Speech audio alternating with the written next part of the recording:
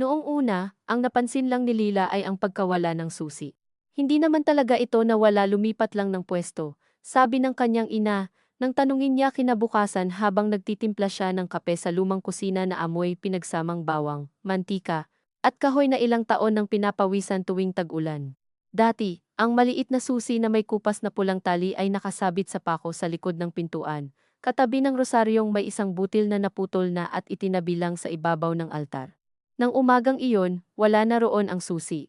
Nakapatong na ito sa ibabaw ng cabinet, malapit sa garapon ng asukal, parang bagay na inilayo hindi dahil sa halaga kundi dahil may taong ayaw nang masyado itong abutin ng kung sino-sino. Maliit na bagay lang sana iyon, isa sa mga paggalaw sa bahay na hindi dapat pinapansin, pero sa bahay nilang ang bawat gamit ay may dating pwesto, at bawat dating pwesto ay may kasamang ugali. Napakalaki ng kahulugan ng kahit bahagyang paglihis. Habang hinihiwa ni Lila ang pandesal para sa ina niyang mahilig isawsaw iyon sa matapang na kape, nakita niyang hindi tiningnan ng ina ang susi nang banggitin niya iyon. Masyadong halata sa likod ng pinto, sabi lang nito, saka hinipan ang tasa. Hindi naman bago sa kanya ang ganitong sagot ng ina, mga pangungusap na parang tugon pero mas marami ang itinatago kaysa sinasabi, ngunit may kakaiba sa paraan ng pagkakabitaw nito, parang may isipin na inuna pang lunukin bago humigop.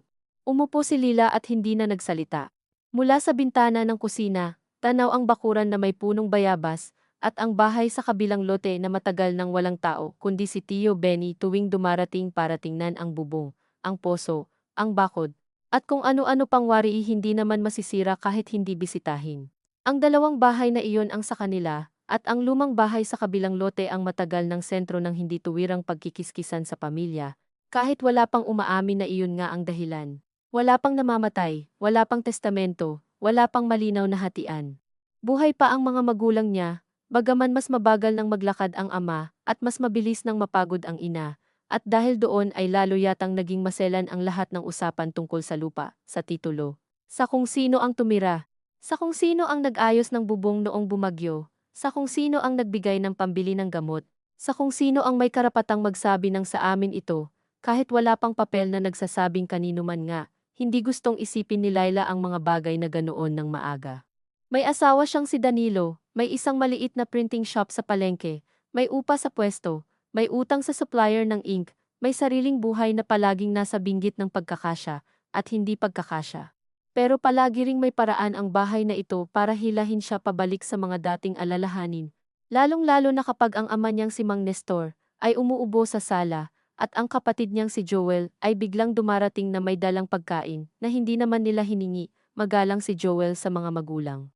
Hindi nakataas ang boses, hindi marahas kumilos, pero may ugali itong mag-ayos ng mga bagay na parabang sa simpleng paghawak pa lang ay may karapatan na siya, inilalagay ang bagong electric fan kung saan mas epektibo raw ang hangin. Pinapalitan ang kurtina dahil kupas na raw. Pinapagawa ang sirang pinto tapos binabanggit sa usapan. Kunwari pahapyaw lang kung magkano ang nagastos. Hindi iyon tahasang panunumbat, pero hindi rin inosenteng pagkukwento. Iyon ang pinakaayaw ni Lila sa kapatid, ang paraan nitong magmukhang walang ibig sabihin ang lahat kahit malinaw na may ibig sabihin. Pagkatapos mag-agahan, dumating nga si Joel, suot ang polo na hindi pa yata nalalabhan matapos isuot sa opisina noong isang araw. May hawak na supot ng dalandan at pandesal na tila dagdag pa sa kinain na nila. Ma, may nakita akong magaling na notaryo sa poblasyon, sabi nito habang ibinababa ang supot sa mesa, na para bang karugtong lang ng pag-abot ng dalandan ang salitang notaryo. Hindi agad nagsalita ang ina. Ang ama, na nooy nakaupo sa sala at nagpapanggap na nakikinig sa radyo, kahit mahina naman ang volume, bahagyang napalingon. Si Laila lang ang hindi nagkunwaring walang narinig. Para saan? Tanong niya. Hindi naman matalim ang boses niya, pero sapat para magmukhang bastos sa harap ng ina. Huminga si Joel, ngumiti ng manipis, at tiningnan siyang parang siya pa ang nagpapalaki ng simpleng bagay. Sinasabi ko lang, kasi hirap na si Papa bumiyahe kung may aasikasuhin pa sa munisipyo o registry. Mas mabuti nang naayos ang papeles habang malinaw pa ang lahat. Ang salitang malinaw ay tumama kay Lila sa hindi niya maipaliwanag na paraan.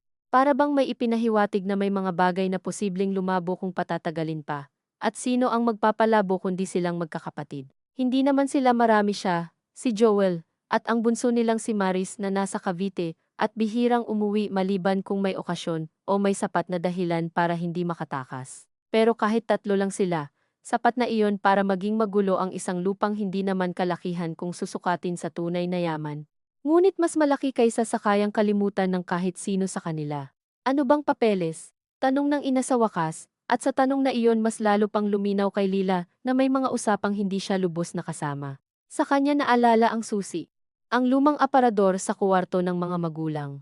Ang kahong bakal sa ilalim ng kama, ang folder na kulay dilaw na minsan niyang nakita noong nakaraang buwan. Nang hanapin niya ang reseta ng ama, wala siyang sinabing anuman.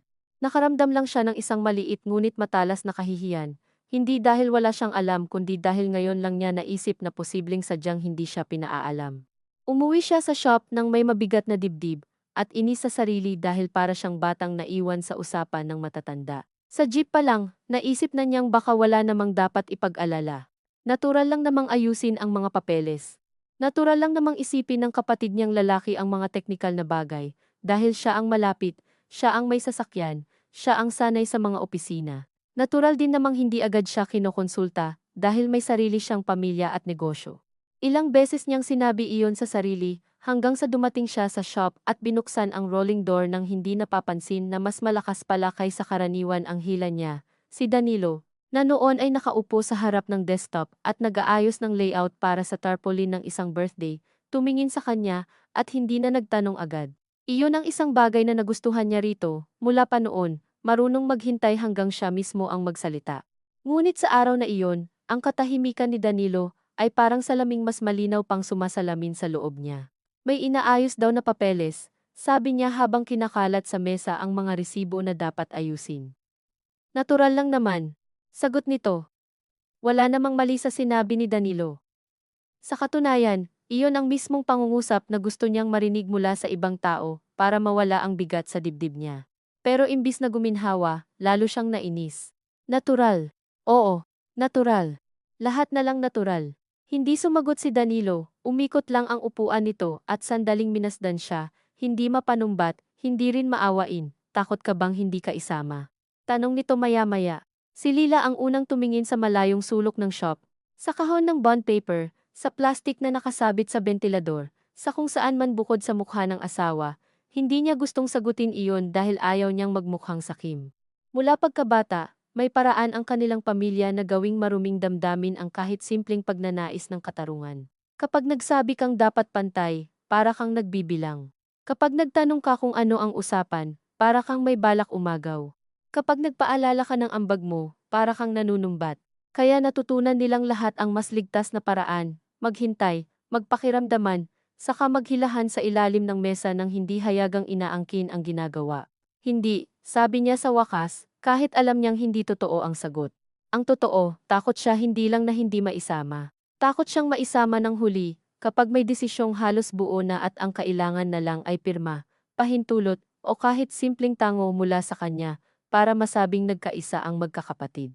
Takot din siyang magmukhang kontrabida kung siya ang unang magtatanong ng diretsyo. Sa hapon, dumating ang ina sa shop dala ang isang eco bag na may mangga at talbos, gaya ng madalas nitong ginagawa kapag galing palengke. Umupo ito sa monoblock chair, at tinanong si Danilo kung kumusta ang benta, kung nakuha na ba ang bayad sa isang customer na ilang linggo ng paabot-abot, at iba pang bagay na parabang iyon talaga ang sadya. Nang si Danilo ay lumabas para bumili ng yelo, saka lamang sinabi ng ina, huwag mo nang dibdibin ang kuya mo. Ang gamit pa rin sa tawag ay kuya, kahit mas bata si Joel kay Lila ng 2 taon, lumaki kasi silang sanay na minsan ay sa gawin ng mga tiyahin. Ang mas nakakaangat ang siyang nagiging kuya sa tono, kahit hindi sa edad, at may mga ugaling hindi mo na mababago kahit malinaw na mali ang lohika.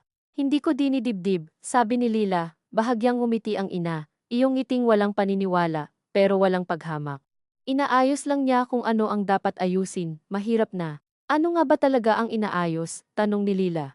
Nilapat ng ina ang palad sa eco bag, dahan-dahang pinantay ang pagkakatiklop ng dulo. Yung titulo ng kabilang lote, nasa pangalan pa ng lolo mo at ng kapatid niya. Ang dami pang sabit sa papeles, kung sakaling hindi nito tinuloy ang pangungusap.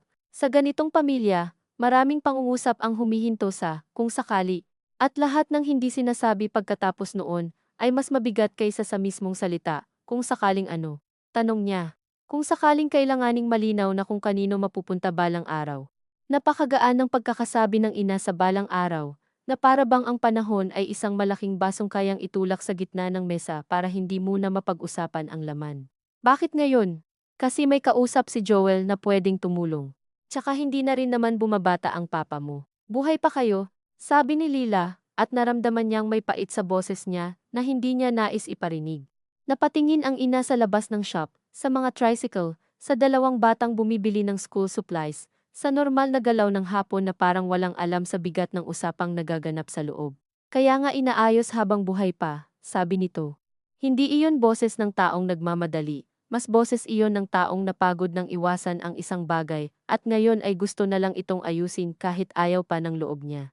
Sa halip na sumagot, tumayo si Lila at inayos ang mga ballpen sa estante, kahit maayos naman na. Sa kanyang likod, nagpatuloy ang ina sa isang tonong tila kinakausap lamang ang hangin. Wala pang desisyon, huwag mo munang isipin na may pinagkakaisahan laban sayo. Iyon ang pinakamasakit na pwedeng marinig, hindi dahil sa malinaw nitong pagtanggi, kundi dahil sa paraang alam pala ng ina ang partikular na takot na hindi niya sinasabi. Nang umalis ang ina, nag-iwan ito ng mangga at talbos. At nang pakiramdam na may tumulo ng malamig na tubig sa likod ni Lila, kahit tirik ang araw sa labas. Sa gabing iyon, nagpunta siya sa bahay ng mga magulang na may dalang pritong galunggong at monggo na niluto niya bago magsara ang shop. Karaniwan na iyon, hindi sapat para pag-isipan ng sinuman. Doon niya naabutan si Joel sa sala, nakaupo sa tabi ng ama, hawak ang isang folder na tila masyadong bago para sa bahay na iyon. Hindi niya agad tiningnan ang laman. Unang napansin niya ang mukha ng ama, hindi galit, hindi payag, hindi rin lubos na kampante. Iyon ang mukha ng taong hinahayaan ang isang usapan, dahil napagod ng pigilan, ngunit hindi pa rin ganap na nakakasabay sa daloy nito. Nandito ka pala, sabi ni Joel, parang siya pa ang bisita sa sariling pinagmulan niya. Inilapag niya ang ulam sa mesa at dumiretso sa kusina. Sumunod ang ina, pagkaraan ng ilang sandali, at nagsimulang maglabas ng plato. Kakain muna tayo, sabi nito. Alam ni Laila ang ibig sabihin noon, hindi sa hapag ang usapang dapat pang lumala. Ngunit hindi na rin siya sigurado kung alin ang mas masahol, ang hindi pag-usapan, habang kaharap ang lahat, o ang ipagpaliban ng ipagpaliban, hanggang sa magmukhang tapos na bago pa man masimulan. Habang kumakain sila, tungkol sa ulam, sa panahon, sa presyo ng gulay, sa kung sinong kapitbahay ang nagpalit ng yero ang napag-usapan. Walang may gustong tumingin sa folder na nasa tabi ng ama. Ngunit ang buong hapunan ay umiikot doon, tulad ng pagkakakabit ng tingin sa sugat na hindi naman pwedeng kamutin sa harap ng tao. Pagkatapos kumain, si Maris ang tumawag sa video call. Nasa boarding gate raw siya sa airport sa Cebu, pauwi mula sa seminar, at naalala lang niyang tawagan ang ina. Nang makita siya sa screen, sinabi nitong, "Nandyan pala si ate, kumpleto kayo ah." May mga tao talagang marunong makaramdam kahit sa lagkit ng hangin, sa video call lang. Ilang pangkaraniwang usapan pa, tapos biglang sinabi ng ina, may inaayos si Joel na papeles sa lote. Hindi alam ni Lila kung bakit sa ganoong paraan pa niya narinig sa harap ng maliit na screen, sa boses na kunwaring walang bigat, na pataas ang kilay ni Maris. Anong papeles? Transfer lang ng records, wala pa namang ano, sagot ni Joel, mabilis, ngunit hindi halatang nagmamadali. Para malinaw na ang chain ng ownership. Natawa si Maris. Hindi masaya kundi iyong tawang ginagamit para pantayin ang sarili, bago magtanong ng totoo. Chain of ownership ka pa. Bakit parang may bentahan? Walang bentahan, sabi agad ni Joel. Inaayos nga habang maaga, mas komplikado kapag pinatagal. At sino ang magdedesisyon? Tanong ni Maris. Doon lamang napansin ni Lila na hawak niya ng sobrang higpit ang kanyang kutsara kahit tapos na silang kumain. Walang sumagot agad. Sa katahimikang iyon, napakalinaw ng sagot, wala pa. Ngunit may gustong mauna. Lahat naman tayo, sabi sa huli ng ina. Wala pang final. Sa screen, tumango si Maris pero halatang hindi kumbinsido. Sige, basta wag niyo akong tatawagan kapag pipirma na lang. Gusto kong alam ko ang usapan bago pa umabot doon. Napakababaon ng sinabi nitong iyon dahil iyon din ang eksaktong bagay na hindi masabi ni Lila ng ganoon kalinaw. Nang natapos ang tawag, parang mas lumiit ang sala. Si Joel ang unang nagsalita. Wala namang masama kung ilagay na sa pangalan niyo ni Ma at Pa ng maayos, tapos saka nahatiin later kung kailangan. Hindi pwedeng forever na ganyan. Later, ulit ni Lila, at hindi niya napigil ang sarili. Napakadaling sabihin ng later kapag may hawak ka ng folder. Tumingin sa kanya si Joel, tahimik lang. Sa ganoong sandali siya pinakakinakabahan dito kapag hindi ito sumasabog, kundi lalo pang kumakalma, dahil mas nagmumukha tuloy na siya ang magulo. Anong gusto mo? Tanong nito. Na walang gawin. Nahintayin natin na mas lalong maging komplikado. Ang gusto ko, sabi ni Lila, pinipilit panatilihing pantay ang boses, ay malinaw na walang inuunahan. Pumasok ang ama sa usapan sa unang pagkakataon, mahina ngunit sapat para patahimikin silang lahat, walang mag-uunahan kung walang nagmamadali. Simpleng pangungusap, pero paglabas noon sa bibig ng ama ay tila naging hindi na lamang obserbasyon, kundi babala. Nagtama ang tingin ni Joel at ng ama. Doon unang kumirot ang kutob ni Lila na hindi basta notaryo ang usapan. May mga nauna nang sinabing hindi niya narinig. May mga pagkakataong magkasama ang ama at si Joel na hindi naman dapat kahina-hinala, ngunit ngayon naiiba ang dating sa kanya. Umuwi siyang mabigat ang katawan, at sa tricycle pa uwi ay naisip niya ang lahat ng pagkakataong siya ang wala. Noong ipinagawa ni Joel ang bakod ng kabilang lote, hindi siya nakasama dahil may customer sa shop. Noong nagpunta sa assessor's office para humingi ng tax declaration copy, hindi rin siya nakasama dahil pinapunta raw ng biglaan. Noong binayaran ang amilyar na ilang taon ding hinayaan lang, at kalaunan ay ipinagmalaki sa inuman ng mga tiyuhin, wala rin siya dahil hindi naman siya inabisuhan. Bawat maliit na wala ka kasi, ay tila naging hibla ng lubid na ngayon lang niya nakitang buo na pala ang ikot sa paligid nila. Hindi siya nakatulog ng maayos, sa madaling araw, habang humihilik si Danilo ng marahan sa tabi niya, pinanood niya ang kisame at inalala ang bahay ng lolo nila sa kabilang lote, ang makapal na haligi sa harap, ang bintanang kapis na kalahati, napalitan na ng salamin. Ang sahig na naririnig mo ang pag-ungol kapag may batang tumatakbo noon. Doon sila lumaki sa bakasyon, doon sila tinuturuan ng ina na huwag mag-ingay kapag may natutulog sa tanghali. Doon din unang natutong maglihim si Lila ng mga sama ng loob, na hindi naman pinapansin ng matatanda. Kung tutuusin, hindi na iyon malaking bahay sa mata ng iba. Luma na, at magastos kung punihin. Pero sa pamilya nila, sapat ang bigat ng bahay na iyon para gawin silang pino sa pananalita at maramot sa pagtitiwala. Kinaumagahan, hindi niya binalak, pero napadpad siya sa munisipyo sa dahilang may ihahatid na resibo sa isang customer na may pwesto malapit doon. Pagkabigay niya, dumaan siya sa gilid ng building at doon niya nakita si Joel sa hagdan, may kausap na lalaking naka-long sleeves at may dalang brown envelope. Wala namang masama roon, walang krimeng malinaw. Ngunit ang paraan ng pagkapit ni Joel sa sobre, ang mabilis nitong paglingon bago ngumiti nang makita siya, ay sapat na para maramdaman ni Lila na nauna na naman siya sa isang usapang hindi alam ang buong laman. Nandito ka? Tanong niya. Ikaw, bakit? Sagot nito. Sabay tawa na tila gustong gawing magaan ang sitwasyon. May inaasikaso lang sa records, hindi niya tinanong kung anong records. Alam niyang sasabihin lamang nitong para sa amilyar, sa tax mapping, sa kung anuman. Sa halip, tumingin siya sa lalaking kasama nito na nagpakilalang si Ati Sarmiento, bagaman halata namang hindi abogado dahil agad itong tumamang nagsabing hindi po attorney, legal staff lang. Napakaliit ng maling iyon, pero doon lalong sumikip ang dibdib ni Laila. Ang mga taong wala namang itinatago ay hindi nagkakamali sa paraang tila sanay ng magpanggap ng kaunti para mapabilis ang usapan. Maayos naman po ito kung kumpleto ang heirs at supporting documents, sabi ng lalaki, marahil para ipakitang wala naman silang ginagawa na masama. Heirs, nandoon na pala sila sa salitang iyon, kahit wala namang namatay. Para bang ang pagiging buhay ng mga magulang niya ay isa na lamang aberya sa dokumentong gustong malinawan. Bakit heirs na ang usapan? Tanong niya. Saglit na natahimik ang lalaki. Si Joel ang sumagot, general term lang yan. Napakainit ng paligid kahit nasa lilim sila.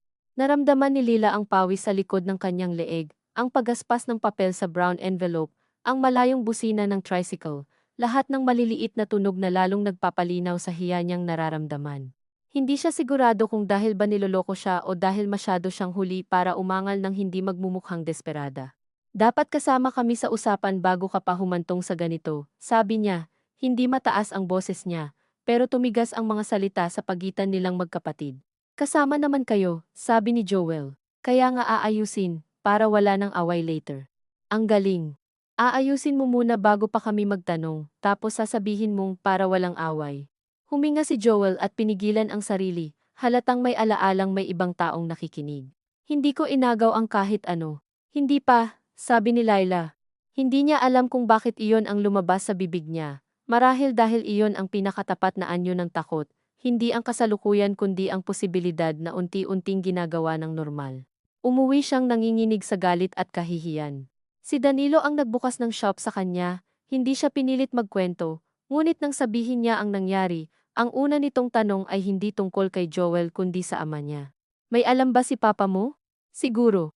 At kung may alam siya, hindi agad nakasagot si Lila, dahil iyon ang mas komplikado, kaysa sa simpleng hinalang inaagawan siya ng kapatid.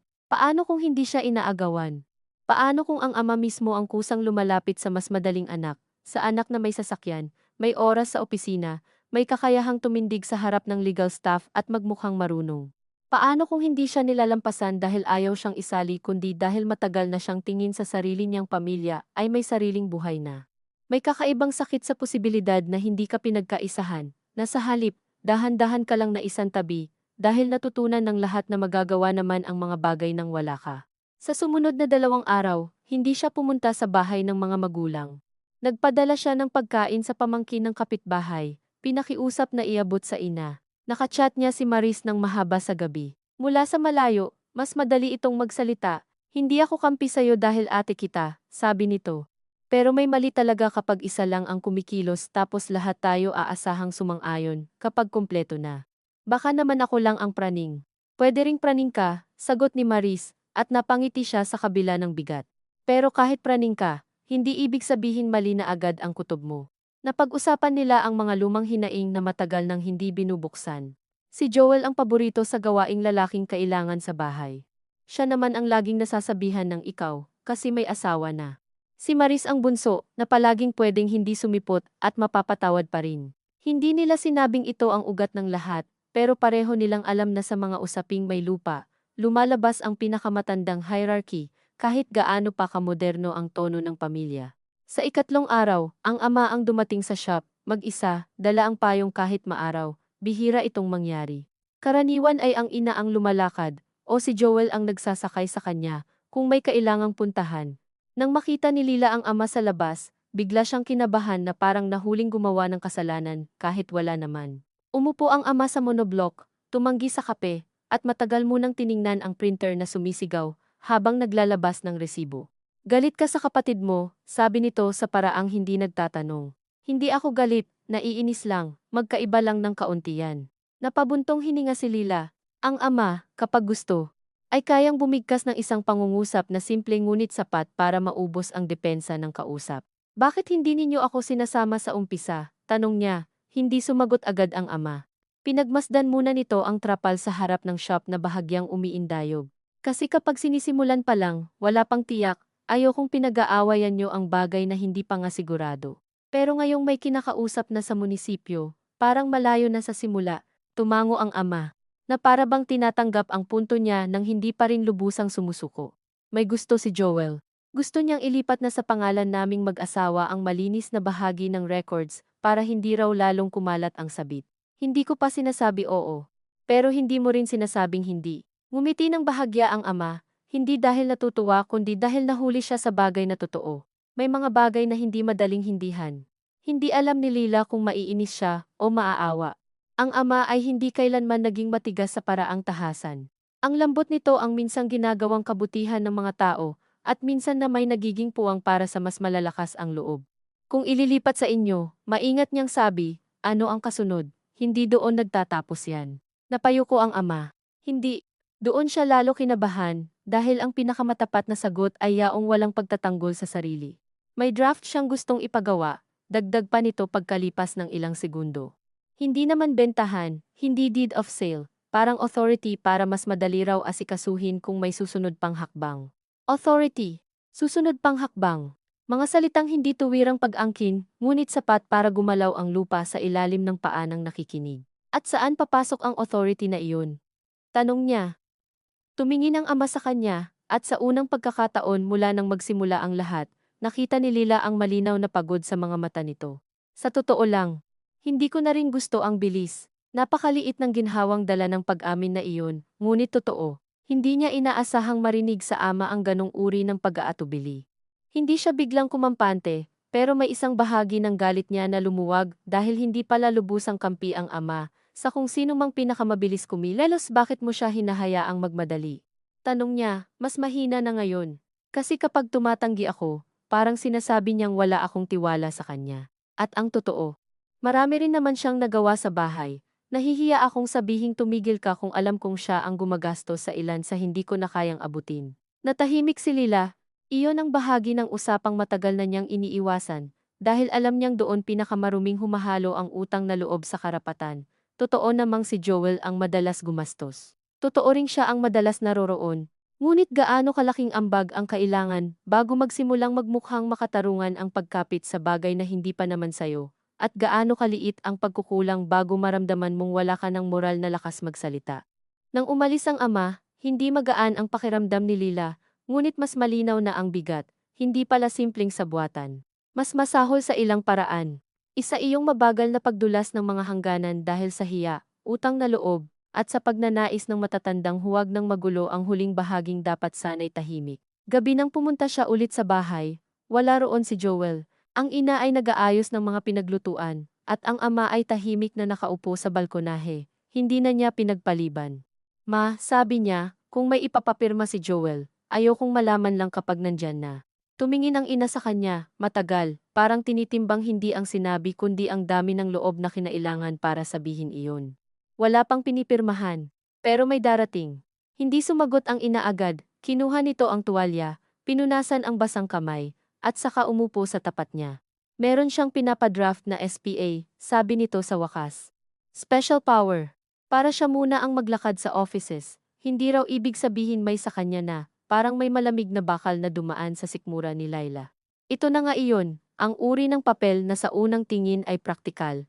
Pero kapag nasanay na ang lahat sa pag-iral nito, ay nagiging paraan para iisa ang boses sa lahat ng pinto ng gobyerno. At gusto nyo, tanong niya.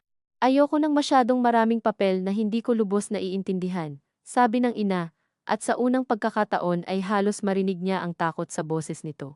Pero ayoko rin na bawat lakad ay hirap na hirap ang papa mo. Pwede naman tayong salitan, pwede namang tayong tatlo.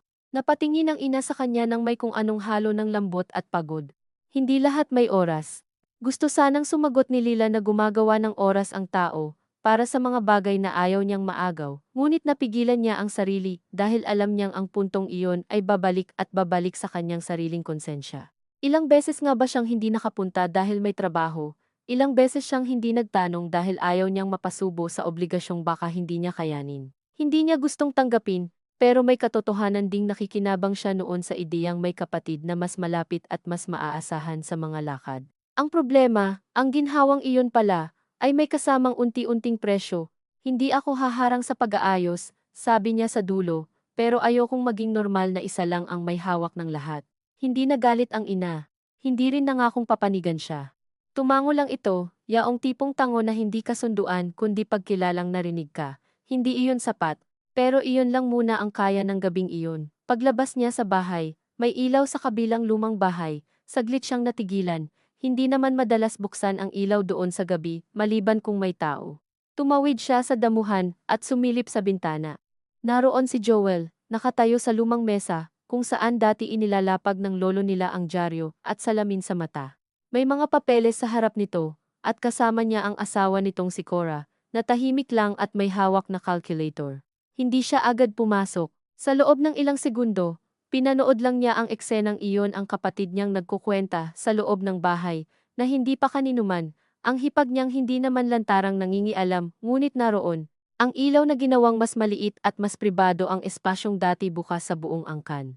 Noon niya unang naramdaman hindi lamang ang takot na mawalan, kundi ang kirot ng pagiging hindi na sentro ng sariling alaala. Nang mapansin siya ni Cora, binuksan nito ang bintana at ngumiti ng may alangan.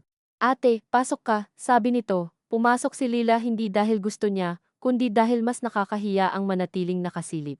Amoy alikabok at lumang kahoy ang loob.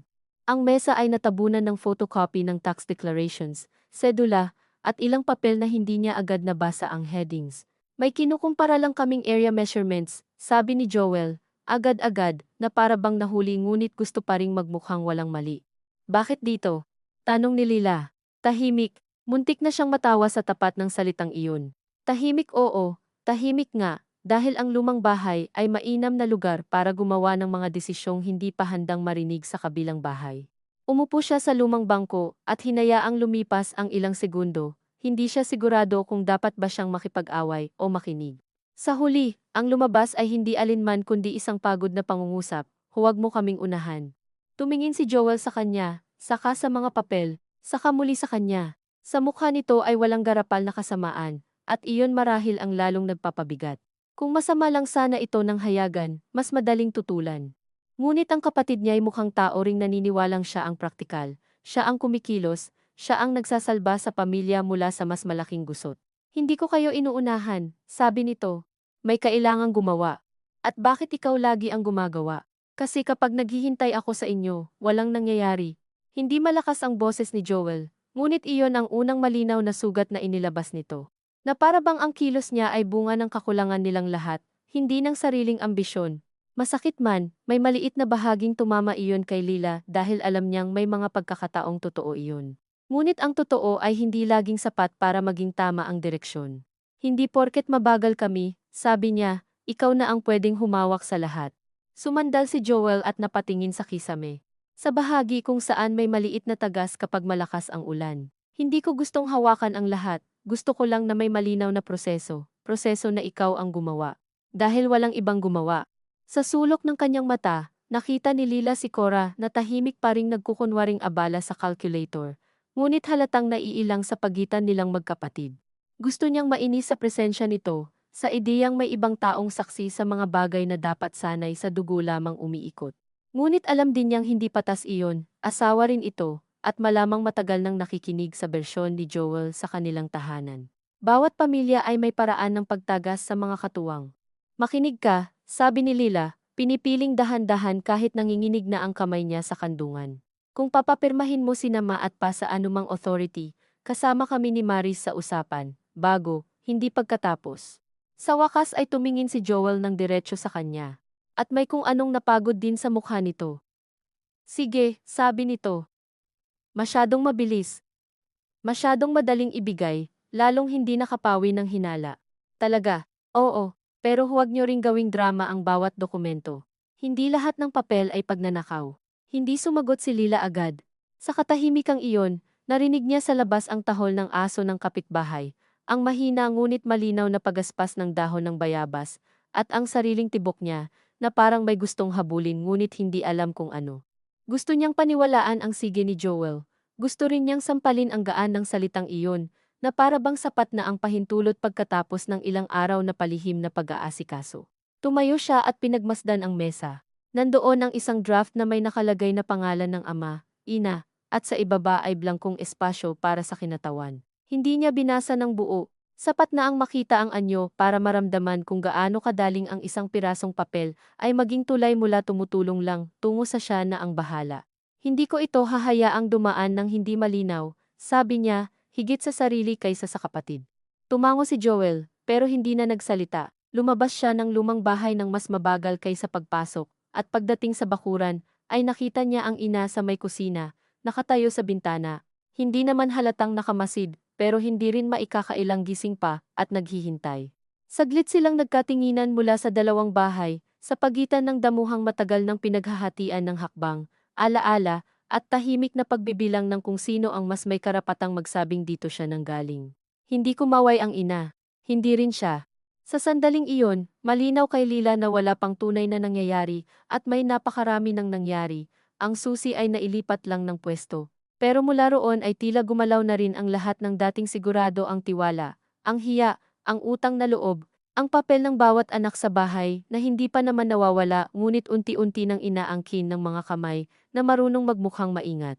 Habang naglalakad siya pabalik sa gate, hindi niya alam kung ang mas mabigat ay ang posibilidad na kailangang lumaban, o ang mas tahimik ngunit mas nakakasugat na katotohanang baka matagal na pala siyang huli sa usapang nagsimula ng walang pumapansin sa maliit na paglipat ng isang susi.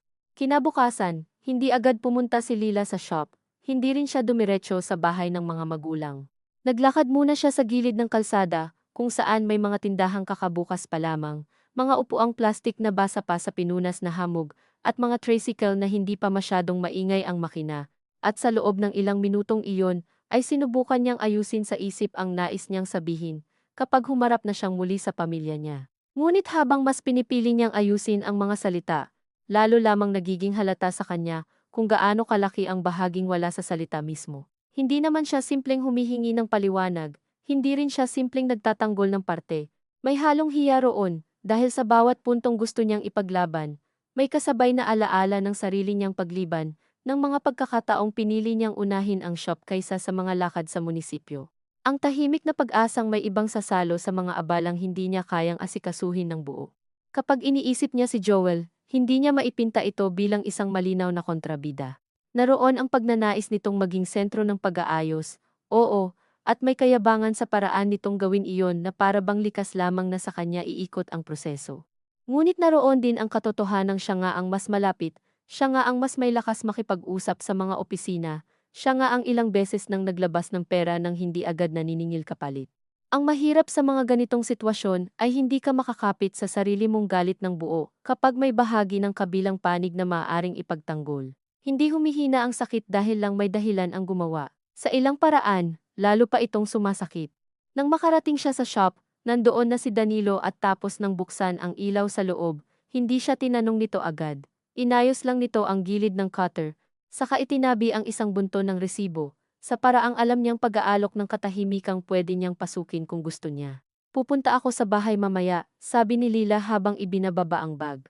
Hindi para makipag-away, para lang malinaw na hindi pwedeng lumalakad ang papel na hindi namin alam. Tumango si Danilo. At kung sabihin nilang practical lang ang lahat, hindi ko alam. Umupo siya sa harap ng computer, ngunit hindi niya naman talaga binasa ang nasa screen. Siguro sasabihin kung pwede namang maging practical ng hindi lihim. Napatingin si Danilo sa kanya, saka bahagyang ngumiti, mas malinaw na yan kaysa kahapon. Hindi niya alam kung papuri ba iyon o pagod na pagkilala lang sa sarili niyang paikot-ikot na loob, ngunit sapat na iyon para makahinga siya ng mas maayos. Sa buong umaga, paulit-ulit niyang binalikan ang nakita sa lumang bahay, ang mesa, ang mga photocopy, ang calculator sa kamay ni Cora, ang parang likas na pagkakaupo ni Joel sa espasyong iyon, na para bang matagal na itong nasanay gumamit ng lugar kahit wala pang may tuwirang nagsasabing sa kanya iyon. Hindi naman niya gustong idemanda agad ang bawat galaw ng hipag niya. Alam niyang bilang asawa ay normal lang ding mapaloob ito sa mga usaping pinapasok ni Joel. Pero may ibang bigat kapag ang isang taong hindi naman kabilang sa orihinal na hanay ng mga anak ay komportable nang tumingin sa mga tax declaration at sukat ng lupa na para bang bagay lamang sa ordinaryong usapan sa bahay. Hindi iyon dahil wala itong karapatang makarinig, kundi dahil doon unang sumisiksik ang pakiramdam na ang kwento ng isang pamilya ay lumalawak ng hindi na kontrolado ng mismong mga nagmula rito. Bandang tanghali, tumawag si Maris, hindi ito agad bumungad sa pleasantries. Tinext ako ni Joel, sabi nito, sabi niya wag daw nating palakihin kasi wala naman daw siyang inaagaw. Tahimik si Lila sandali, wala namang nakakagulat doon. Eksaktong ganoon si Joel, unang igigiit na mali ang pagbasa mo bago pa niya timbangin kung bakit mo iyon nabasa ng ganoon. Anong sagot mo? Tanong niya. Wala pa. Ayokong makipagdebate sa text, pero may sinabi pa siya na baka raw mas madali kung siya na muna ang mag-manage habang buhay pa si Ma at Pa. Manage. Parang negosyo. Napapikit si Laila.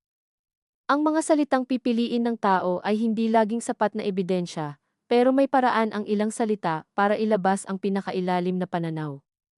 Ang manage ay hindi kasing bigat ng own. Hindi rin kasing garapal ng angkinin. Ngunit masinsin ang pagkakaiba dahil sa salitang iyon nakatago ang ugaling mag-isip na may isang taong mas nararapat humawak, mag-ayos, magdesisyon sa daloy ng lahat. Pupunta ako mamaya, sabi niya, kung kaya mo, mag-video call kapag nandun ako. Pwede.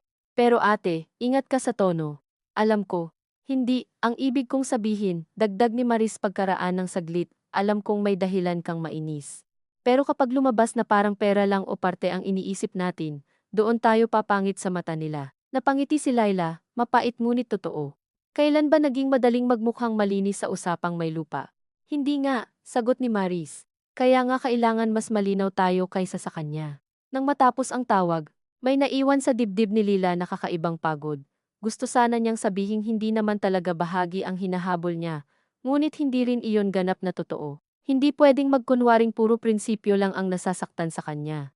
Kung tutuusin, ang prinsipyo at bahagi ay matagal nang magkayakap sa ganitong mga usapan. Ang pagkakaiba lang, may mga taong marunong ikubli ang isa sa anyo ng isa pa. Nang hapon ding iyon, dumating si Cora sa shop para magpagawa raw ng tarpaulin para sa school activity ng anak nila. Hindi niya alam kung nagkataon lang o sadyang pinili ng hipag niyang huwag umiwas, ngunit sa mismong sandaling pumasok ito, ay naramdaman ni Lila na maselan ang bawat galaw ng kanyang mukha. Wala siyang gustong gawing eksena. Ayaw rin niyang magmukhang ang mga lihim ng pamilya ay naglalakad na sa loob ng pwesto niyang pinaghihirapan. Nakipag-usap siya ng maayos, kinuha ang size, sinulat ang detalye, tinanong ang kulay, at nagpatuloy sa eksaktong uri ng kabaitan na mas nakakapagod minsan kaysa sa lantarang pagsusungit. Si Cora, sa kabilang banda, ay halatang may gustong sabihin pero hindi makahanap ng posisyon sa loob ng usapang formal. Pasensya na pala kagabi, sabi nito sa huli, habang hawak ang resibong ibinigay ni Danilo. Hindi ko alam na ganun ang dating sayo. Napatingin si Laila sa kanya. Kung may gusto man siyang sabihin noong una na hindi ang dating ang problema, kundi ang mismong ginagawa hindi iyon ang lumabas. Anong dating? Tanong niya. Na parang may tinatago kami. Mahinhin ang boses ni Cora. Wala namang pasaring. Iyon ang nakapagpahinto kay Lila, dahil kung mayabang sana ang tono, mas madali siyang kumapit sa galit. Ngunit ang hipag niya ay mukhang tao lamang na matagal nang nasa gilid ng usapang hindi sa kanya nagsimula at ngayoy sinusubukang huwag maging dahilan ng mas malaking hidwaan. May tinatago ba? Tanong ni Lila. Hindi agad sumagot si Cora. Tumingin muna ito sa labas, kung saan may dalawang estudyanteng tumatawa, habang pumipili ng folder. Sa totoo lang, sabi nito sa wakas, hindi ko rin alam lahat. Ang alam ko lang, gusto ni Joel na maayos habang kaya pa nina tito at tita na magdesisyon. Magdesisyon tungkol saan? Kung paano hindi magulo ang susunod. Napakagaan ng pangungusap, pero muli na namang narinig ni Lila ang pagkiling na parang ang gulo ay laging nasa hinaharap, hindi sa mismong paraan ng paglapit nila rito ngayon. At sa tingin mo ba hindi na magulo ngayon? Diretso niyang tanong. Nag-angat ng tingin si Cora at bahagyang nalungkot ang mukha, hindi sa paraang dramatiko kundi sa paraang pagod. Sa tingin ko matagal nang may gulo, hindi lang pinapangalanan. Pagkaalis ni Cora, mas matagal pang naiwan ang sinabi nito, kaysa sa sarili nitong presensya. Maaaring iyon ang pinakanakainis sa lahat, na may bahagi rin itong tama. Hindi nagsimula ang lahat sa isang spa o sa isang folder. Matagal nang may buhol sa pamilya nila tungkol sa kung sino ang malapit, sino ang nagbibigay, sino ang may sariling buhay, sino ang madaling lapitan ng mga magulang, sino ang pinapatawad kapag wala. Ang mga papel ay hindi nag-imbento ng sugat. Mas maingat lang nilang dinikita ng pangalan ang mga luma ng hindi pagkakapantay. Pagsapit ng gabi, pumunta si Lila sa bahay ng mga magulang na dala lamang ang sarili niya, walang ulam, walang prutas, walang anumang maaring gawing palusot sa pagpunta. Nandoon ang ina sa sala, nanonood ng teleserye ngunit halatang hindi sumusunod sa takbo. Ang ama ay nasa loob, at ang tunog ng pag-ubo nito ay sapat para marinig mula sa bukas na pinto ng kwarto. Darating si Joel mamaya, sabi agad ng ina.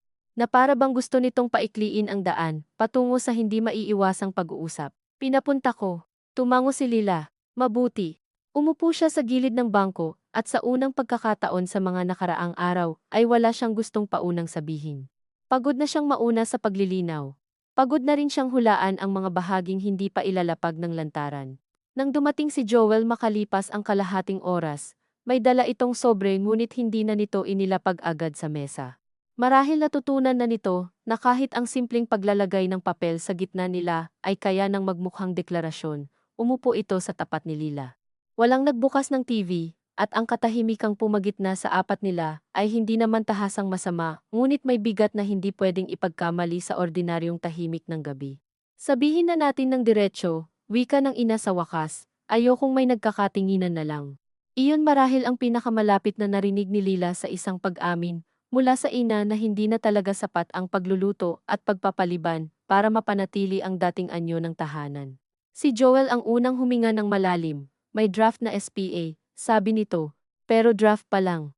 Wala pang pinipirmahan, ang purpose lang ay para ako ang makapag-follow up sa mga papeles ng lote at bahay nang hindi na pabalik-balik si Papa. At pagkatapos, tanong ni Laila, depende kung anong lalabas sa records. Maraming sabit sa ownership history. Hindi iyon ang tinatanong ko. Tumingin sa kanya si Joel, saglit, saka ibinaba muli ang tingin sa sobre. Pag malinis na ang records, saka natin pag-uusapan ang susunod. Na maaaring ano, pwedeng wala. Pwedeng ipangalan muna ng maayos sa kanila. Pwedeng gumawa ng kasulatan para malinaw ang hatian balang araw.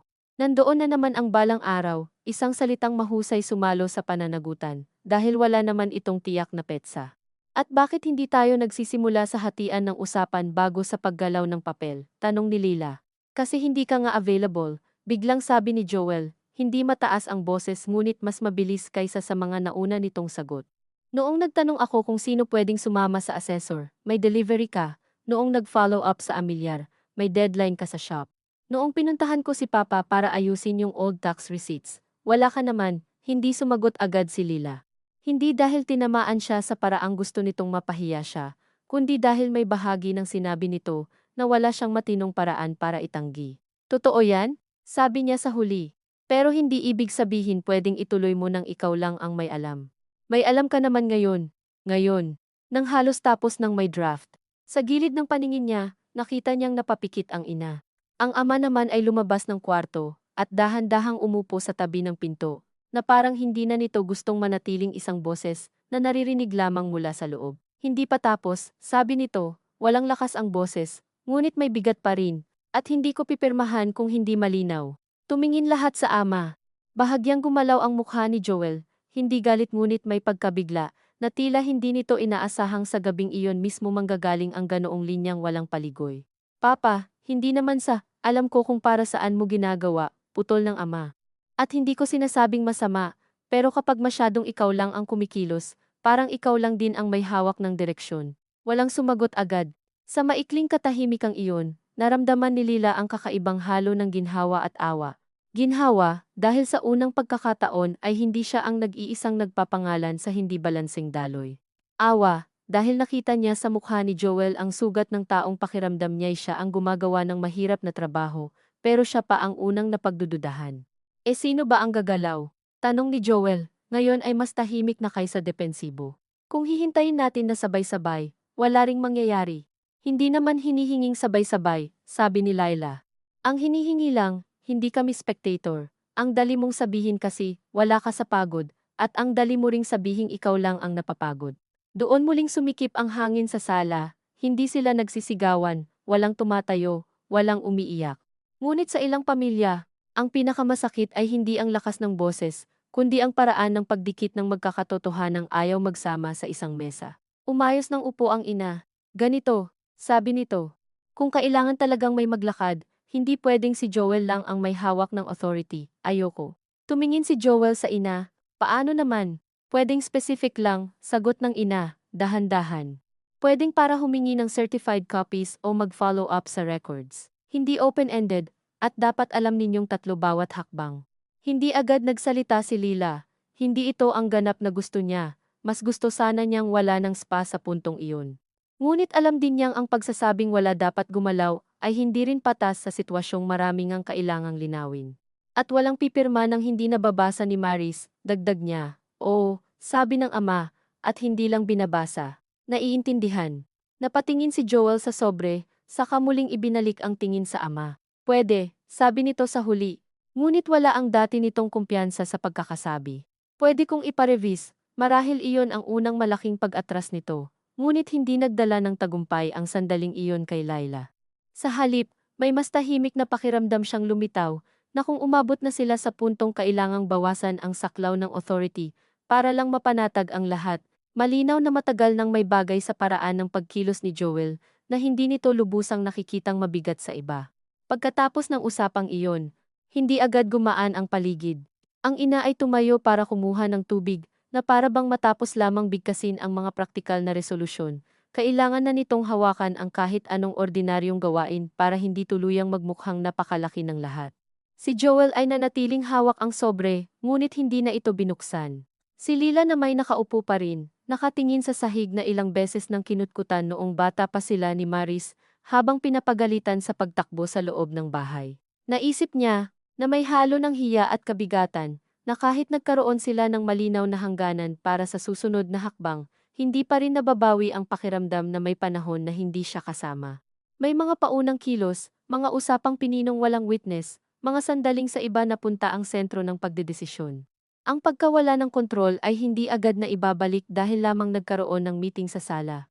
Habang umiinom ng tubig ang ina, biglang sinabi ng ama, at yung lumang bahay, huwag niyong gawing opisina ng usapan, parang maliit na bagay lamang ang utos na iyon, ngunit naramdaman ni Lila ang agad na pag-iinit ng tainga niya. Dahil sa isang linya, tinamaan ang mismong eksenang nakita niya noong isang gabi ang mesa, ang calculator, ang pahinang kumakaluskos sa ilaw. Papa, sabi ni Joel, wala naman kaming naroon kayo kagabi, sagot ng ama, hindi galit ang tono. Mas mabigat pa nga dahil wala roon ang sigaw. Kung may pag-uusapan tungkol sa bahay na iyan, dito, hindi doon sa paraang parang may hiwalay ng sentro. Doong unang bahagyang namutla si Joel. Hindi dahil napahiya lamang itong nahuli, kundi marahil dahil sa simpleng obserbasyong iyon ay malinaw na may mga bagay pala siyang ginagawa na sa sarili niyang isip ay praktikal. Ngunit sa mata ng matatandang may-ari pa rin ng alaala at dangal ng lugar, may ibang ibig sabihin na, nang umuwi siya ng gabing iyon, mas tahimik si Lila kaysa sa inaasahan ni Danilo. Kumusta? Tanong nito habang nililigpit ang hapunan. May aayusin daw na revision sa draft, specific lang. Hindi open-ended, mabuti. Oo, inalis niya ang sandals at naupo sa gilid ng kama, pero parang hindi pa rin mabuti. Umupo si Danilo sa tabi niya, at hindi na ito nagtanong kung bakit, marahil dahil alam na rin ito, ang ilang problema ay hindi naman talaga lumuluwag sa mismong sandaling mapigilan mo ang pinakamasamang bersyon nito. Minsan, saka pa lamang lumilitaw ang mas mahirap tanggapin, na may mga bagay na hindi na maibabalik sa dati, dahil nasilip mo na kung gaano kadaling maisantabi ka kapag mahinahon at sunod-sunod ang pagkakagawa sa paligid mo. Sa mga sumunod na araw, nagkaroon nga ng bagong ayos. Si Joel ang kumuha ng revised draft mula sa legal staff, ngunit hindi muna ito pinirmahan. Pinikturan nito ang bawat pahina at isinend sa group chat nilang magkakapatid, kasama ang mensaheng, pakibasa mabuti. Sabihin niyo kung may ayaw kayong wording. Walang please. Wala ring paliwanag kung bakit biglang sumunod ito sa uring hinihingi nila, ngunit marahil sapat ng palatandaan ang mismong pagpadala. Binasa ni Lila ang draft ng paulit-ulit sa phone habang naghihintay ng customer, habang kumakain ng tanghalian, habang nakahiga sa gabi at nagpupumilit intindihin ang legal na mga salitang mahirap pagkatiwalaan. Dahil ang bawat linya ay kayang magmukhang maliit kung hindi ka sanay magduda, specific nga ang authority, humingi ng certified copies. Mag-follow up sa tax records, tumanggap ng official findings mula sa mga tanggapan, wala roong pahintulot na wala ring tahasang nakasulat na paghahati. Sa unang basa, mapapanghawakan mo ang sarili mong hiya at iisiping baka nga napalaki mo ang takot. Ngunit sa ikalawa at ikatlong basa, napapansin niyang iba ang bigat ng mismong konsepto na may iisang anak na kinikilalang mukha ng lahat sa harap ng mga opisina. Hindi pa iyon pag-angkin, ngunit maaari iyong maging pundasyon ng ugaling ang isang tao na ang nakakaalam ng daloy, siya na rin ang unang may lakas humubog sa susunod. Tinawagan siya ni Maris ng gabing natapos nitong basahin ang draft. On paper, okay naman, sabi nito. Pero ayoko pa ring isipin na wala itong epekto sa dynamics. Natawa si Lila ng bahagya. Dynamics ka pa. Ano bang gusto mong term? Wala, tama ka lang. Nagkaroon ng maikling katahimikan sa linya. Iyong uri ng tahimik na may sabay na pagod at pagmamasid sa parehong bagay mula sa magkaibang layo. Ate, sabi ni Maris paglaon, napansin mo ba na kahit wala pang nangyayari sa hatian mismo, parang doon na umiikot ang ugali ng lahat? Oo, yun ang nakakatakot. Hindi na niya kinailangang itanong kung bakit. Dahil iyon din ang hindi niya mapigilang isipin sa tuwing pupunta siya sa bahay ng mga magulang at mapapansing mas maingat na ngayon ang paghawak sa mga papeles. Mas pinipili ng ina ang mga salitang hindi tuwiran, mas mabilis umiwas ang ama kapag naririnig ang salitang transfer. At si Joel ay biglang naging maingat sa pagsabi ng anumang maaaring bumigat. Ang isang problemang napigilan ay hindi nangangahulugang napahupa. Minsan, ang ibig lamang sabihin niyon ay natuto ang lahat na maging mas marunong magtago ng sariling intensyon. Ilang araw makalipas, ipinatawag ulit silang magkakapatid ng ama sa bahay. Hindi dahil may pipirmahan na kundi dahil dumating na raw ang ilang certified copies at nais nitong sabay-sabay nila itong makita. Nandoon si Maris sa pamamagitan ng video call, at sa unang tingin ay tila mas maayos ang lahat kaysa sa mga nakaraang gabi. Ang mga papel ay nasa gitna ng mesa, ngunit wala ang dating tensyon ng palihim na paglapag. Binasa nila ang pangalan ng lolo, ang pangalan ng kapatid nito, ang mga old tax mapping notes. Ang mga anotasyong ni isa sa kanila ay hindi agad maunawaan ng buo. Nagsalita si Joel sa paraang mas maingat na, Ipinaliliwanag ang sunod-sunod na records. Nagsingit si Maris ng mga tanong. Ang ama ay paminsan-minsang nagtutuwid kung aling bahagi ng lote ang dating tinaniman ng mais, kung alin ang bahaging pinagkasunduan noon na hindi gagalawin dahil may daanan ang tiyahin. Kung aling piraso ng alaala ang hindi naman mababasa sa papel, ngunit laging lumalabas kapag umuusad ang usapang pagmamayari. Habang nakikinig si Lila, napansin niyang may kakaibang pagkapino na ngayon sa kilos ni Joel, ngunit hindi iyon nagdulot ng lubos na kapanatagan. Mas lalo pa nga siyang naging mapagmatyag, dahil alam niyang hindi lamang hayag na pangunguna ang dapat bantayan, pati ang mahusay na anyo ng pag-atras na maaaring magmukhang pakikinig, habang dahan-dahang pinapasanay ang iba sa sariling wika at daloy.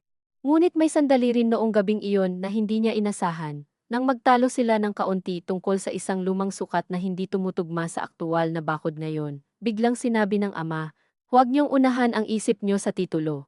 Ang una niyong ayusin, kung marunong pa ba kayong makinig sa isa't isa nang hindi agad nagbibilang." Walang sumagot. Masyadong diretso ang sinabi, at sa sobrang totoo nito ay parang walang maihain na matinong depensa ang sinuman. Umuwi si Lila ng gabing iyon na hindi nagalit sa dating anyo, ngunit may mas mabigat na kapalit, ang malinaw na pagkaunawa na ang sentro ng sigalot ay hindi lang ang lupang posibleng paghati-hatian balang araw, kundi ang mahaba at lumang kasaysayan ng paglapit at paglayo nila sa isa't isa, na ngayoy binibigyan lamang ng mas matitigas na gilid ng bawat papel na dumarating. Sa pinto ng bahay nila ni Danilo, bago pa siya tuluyang makapasok, lumingon siya sa madilim na dulo ng kalsada, at naisip ang lumang bahay, sa kabilang lote, nakasara ang mga bintana, tahimik ang bubong. Ngunit parang hindi na ito muling babalik sa pagiging simpleng alaala lamang, mula nang buksan doon ang ilaw para sa mga papel. May nabago nang hindi maibalik ng kahit gaano kahinahon na pag-uusap. At bagaman may maliit silang napigil, bagaman wala pang pirmado, wala pang hayagang pag-angkin, ramdam niya na ang susunod na mga hakbang ay hindi na maiiwasang humipo sa mas maselang bahagi ng pamilya nila, hindi na lang kung sino ang kikilos, kundi kung sino ang paniniwalaan kapag nagsimula ng magkaiba ang alaala, ambag, at kahulugan ng salitang karapatan sa iisang lupang matagal na nilang tinitingnang parang tahanan, at bantang maghiwa sa kanila ng sabay. Sabay na pagod at pagbabantay ang dala ng mga sumunod na araw. At sa bawat pagpunta ni Lila sa bahay ng mga magulang ay lalo niyang nararamdaman na may nag-iba sa himig ng tahanan kahit wala namang lantad na bagong pangyayari. Hindi na ibinababa ni Joel ang mga papeles sa hapag na parang ordinaryong gamit. Sa halip, inilalabas lamang ang mga iyon kapag naroon ang ama at ina, at kapag may dahilan na maaaring tawaging praktikal.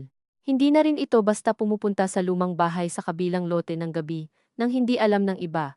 Sa unang tingin, pwedeng isipin na gumaan ang lahat dahil may naituwid na hangganan, may naipakitang draft, may nailatag na proseso.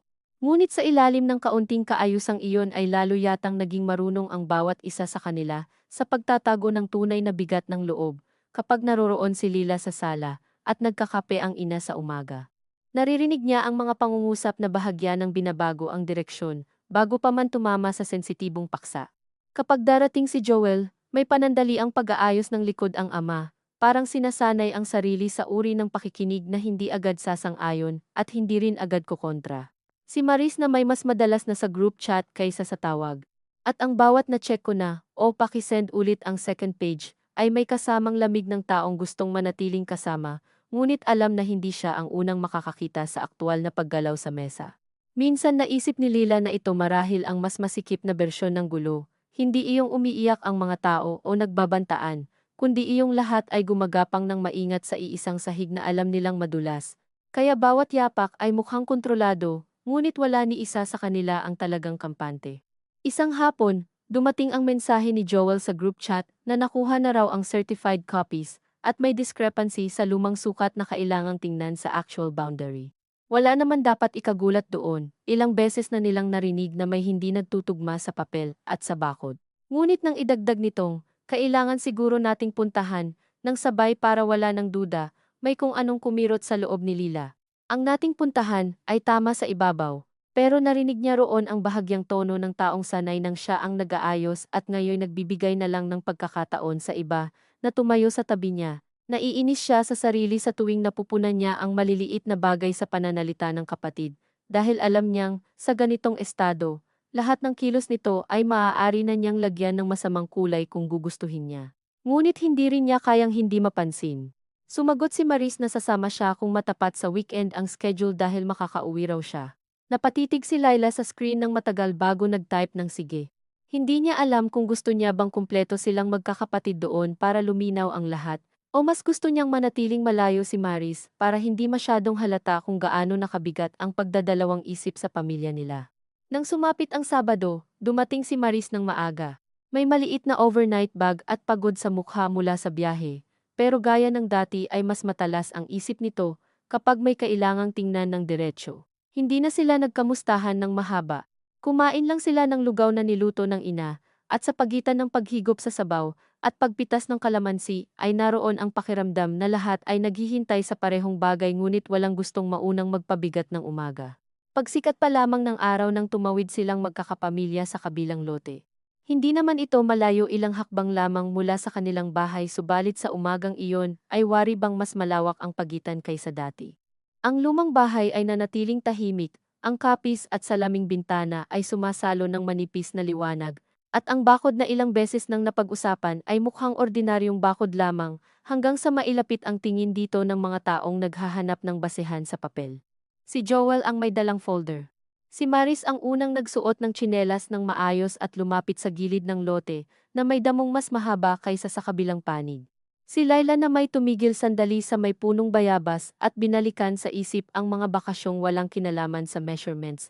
Ang mga hapon na tumatakbo silang magkakapatid sa bahaging iyon, nang walang iniintinding anumang linya maliban sa boses ng matatandang tumatawag para kumain. May kakaibang pagkadurog sa pagtanaw sa isang lugar na matagal mong inisip na buo sa alaala, tapos bigla mo itong makikitang parang guhit-guhit na papel na lang sa mata ng mga kailangang magtugma ng records. Sinimula ni Joel ang pagbanggit sa lumang survey notes. Hindi ito nagyayabang, sa totoo lang, sinadya pa nitong ibigay kay Maris ang ilang papel para ito ang magbasa. Ngunit habang mas nagpapakita ito ng pag-iingat, mas lalo namang nararamdaman ni Lila ang bigat ng nauna, ng mga linggong halos si Joel lamang ang nakakaalam kung paano buuin ang eksenang ito. Ipinakita sa kanila ng ama ang lumang poste na, ayon dito, dating marka ng hangganan bago pa raw palitan ang bakod pagkaraan ng isang bagyo maraming taon na ang nakalipas. Dito yon dati, sabi nito, tinuturo ang bahaging ngayon ay tila mas papasok sa lote kaysa sa inaakala ni Lila. Pero nang inayos ni Benny ang bakod, parang umusob ng kaunti para sumunod sa linya ng kanal. Walang kahit anong dramatiko sa paliwanag, ngunit sapat iyon para mapansin nilang ang hindi nagtutugma sa papel ay maaaring hindi agad panlalamang, kundi resulta ng mga lumang pag-aayos na ginawa nang hindi iniisip na darating ang araw na susukatin ang bawat pulgada ng lupa. Nang may pagdududa, ibig mong sabihin, tanong ni Maris, nakapikit sa liwanag habang nakatingin sa bakod, yung nakasanayan nating shape ng lote, hindi talaga eksakto sa nasa records. Tumango ang ama, matagal na, tahimik si Lila. Sa unang pagkakataon mula nang magsimula ang gulong ito, may bahaging lumuwag sa loob niya hindi dahil gumaan ang usapan kundi dahil may isa siyang napagtantong ayaw niyang tanggapin noon. Hindi lahat ng bagay na hindi malinaw ay gawa ng kasalukuyang masamang balak.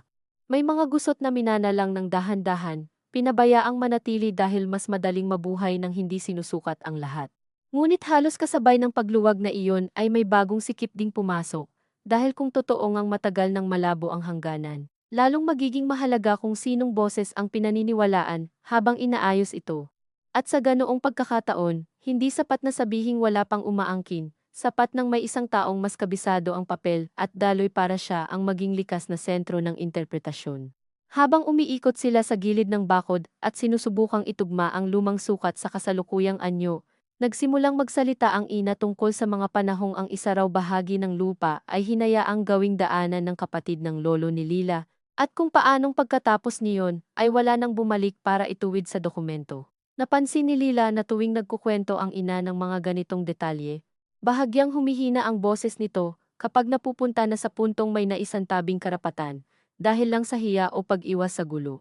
Para bang sa pagtanda ay mas nauunawaan nito na ang maraming hindi pagkakaayos sa pamilya ay hindi dahil sa kawalan ng pagmamahal, kundi dahil sa maling pag-asang may mga bagay na kusa ng luluwag kung hahayaan. Kaya nga siguro tayo nandito, sabi ni Maris, hindi mapanisi ngunit hindi rin malambot, dahil lahat noon, puro pagbigayan na walang malinaw na tala. Walang sumagot agad, alam nilang tama iyon. At ang totoo, Iyon din marahil ang dahilan kung bakit pinakamahirap tanggapin ni Lila ang pagiging sentro ni Joel sa pag-aasikaso.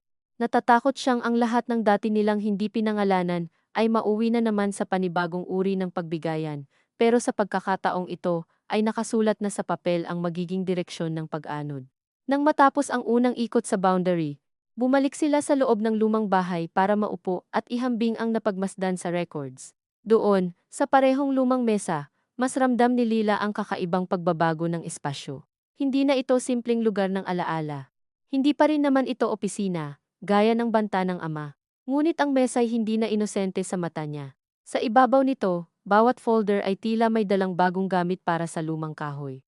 Umupo si Marie sa tapat ni Joel, at isa-isang tinanong ang mga bagay na dati ay hinahayaan na lang nilang lumampas kapag si Joel ang nagsasalita kaninong ideya ang specific wording sa draft. Sino ang nagsabing kailangan talagang siya ang authorized representative? Bakit hindi pwedeng isa sa bawat hakbang ay sabay-sabay nilang pinupuntahan kahit mas mabagal? Hindi naman naging agresibo si Maris. Ngunit may sariling talas ang pagiging malinaw. Sa tabi nila, pinagmamasdan ni Lila ang kapatid niyang babae at napansin niyang may halong paggalang at inis ang sagot ni Joel. Iba ang nagagawa ng distansya dahil hindi si Maris ang araw-araw na naroon. Mas mahirap itong ikahon bilang emosyonal o padalos-dalos. Ngunit iyon din ang posibleng kinikimkim ni Lila sa loob na baka nga mas madaling pakinggan ang kapatid na malayo dahil hindi nito dala sa mukha ang lumang samaan ng loob. Kaya nga kailangan kong malaman, sabi ni Maris sa isang punto, kung convenience lang ba talaga ito o may unti-unti ng direksyon na iniisip mo na hindi mo sinasabi. Sumandal si Joel, pinisil ng bahagya ang gilid ng folder at saka tumingin sa ama bago sumagot. May iniisip akong direksyon, oo, sabi nito, at sa apat na salitang iyon ay tila lumapot ang hangin sa loob ng lumang bahay. Hindi agad nagsalita si Lila. Hindi rin si Maris, kahit ang ina ay napatingin mula sa bintana. Hindi ibig sabihin gusto kong akin ang lahat, dugtong ni Joel. Mas mabagal na ngayon. Ang iniisip ko, habang buhay pa si Nama at Pa at malinaw pa ang gusto nila, baka mas mabuti nang magtakda na sila. Hindi na tayo yung tipong aasa sa balang araw. Kahit will o kahit kasulatan man lang ng malinaw na hatian.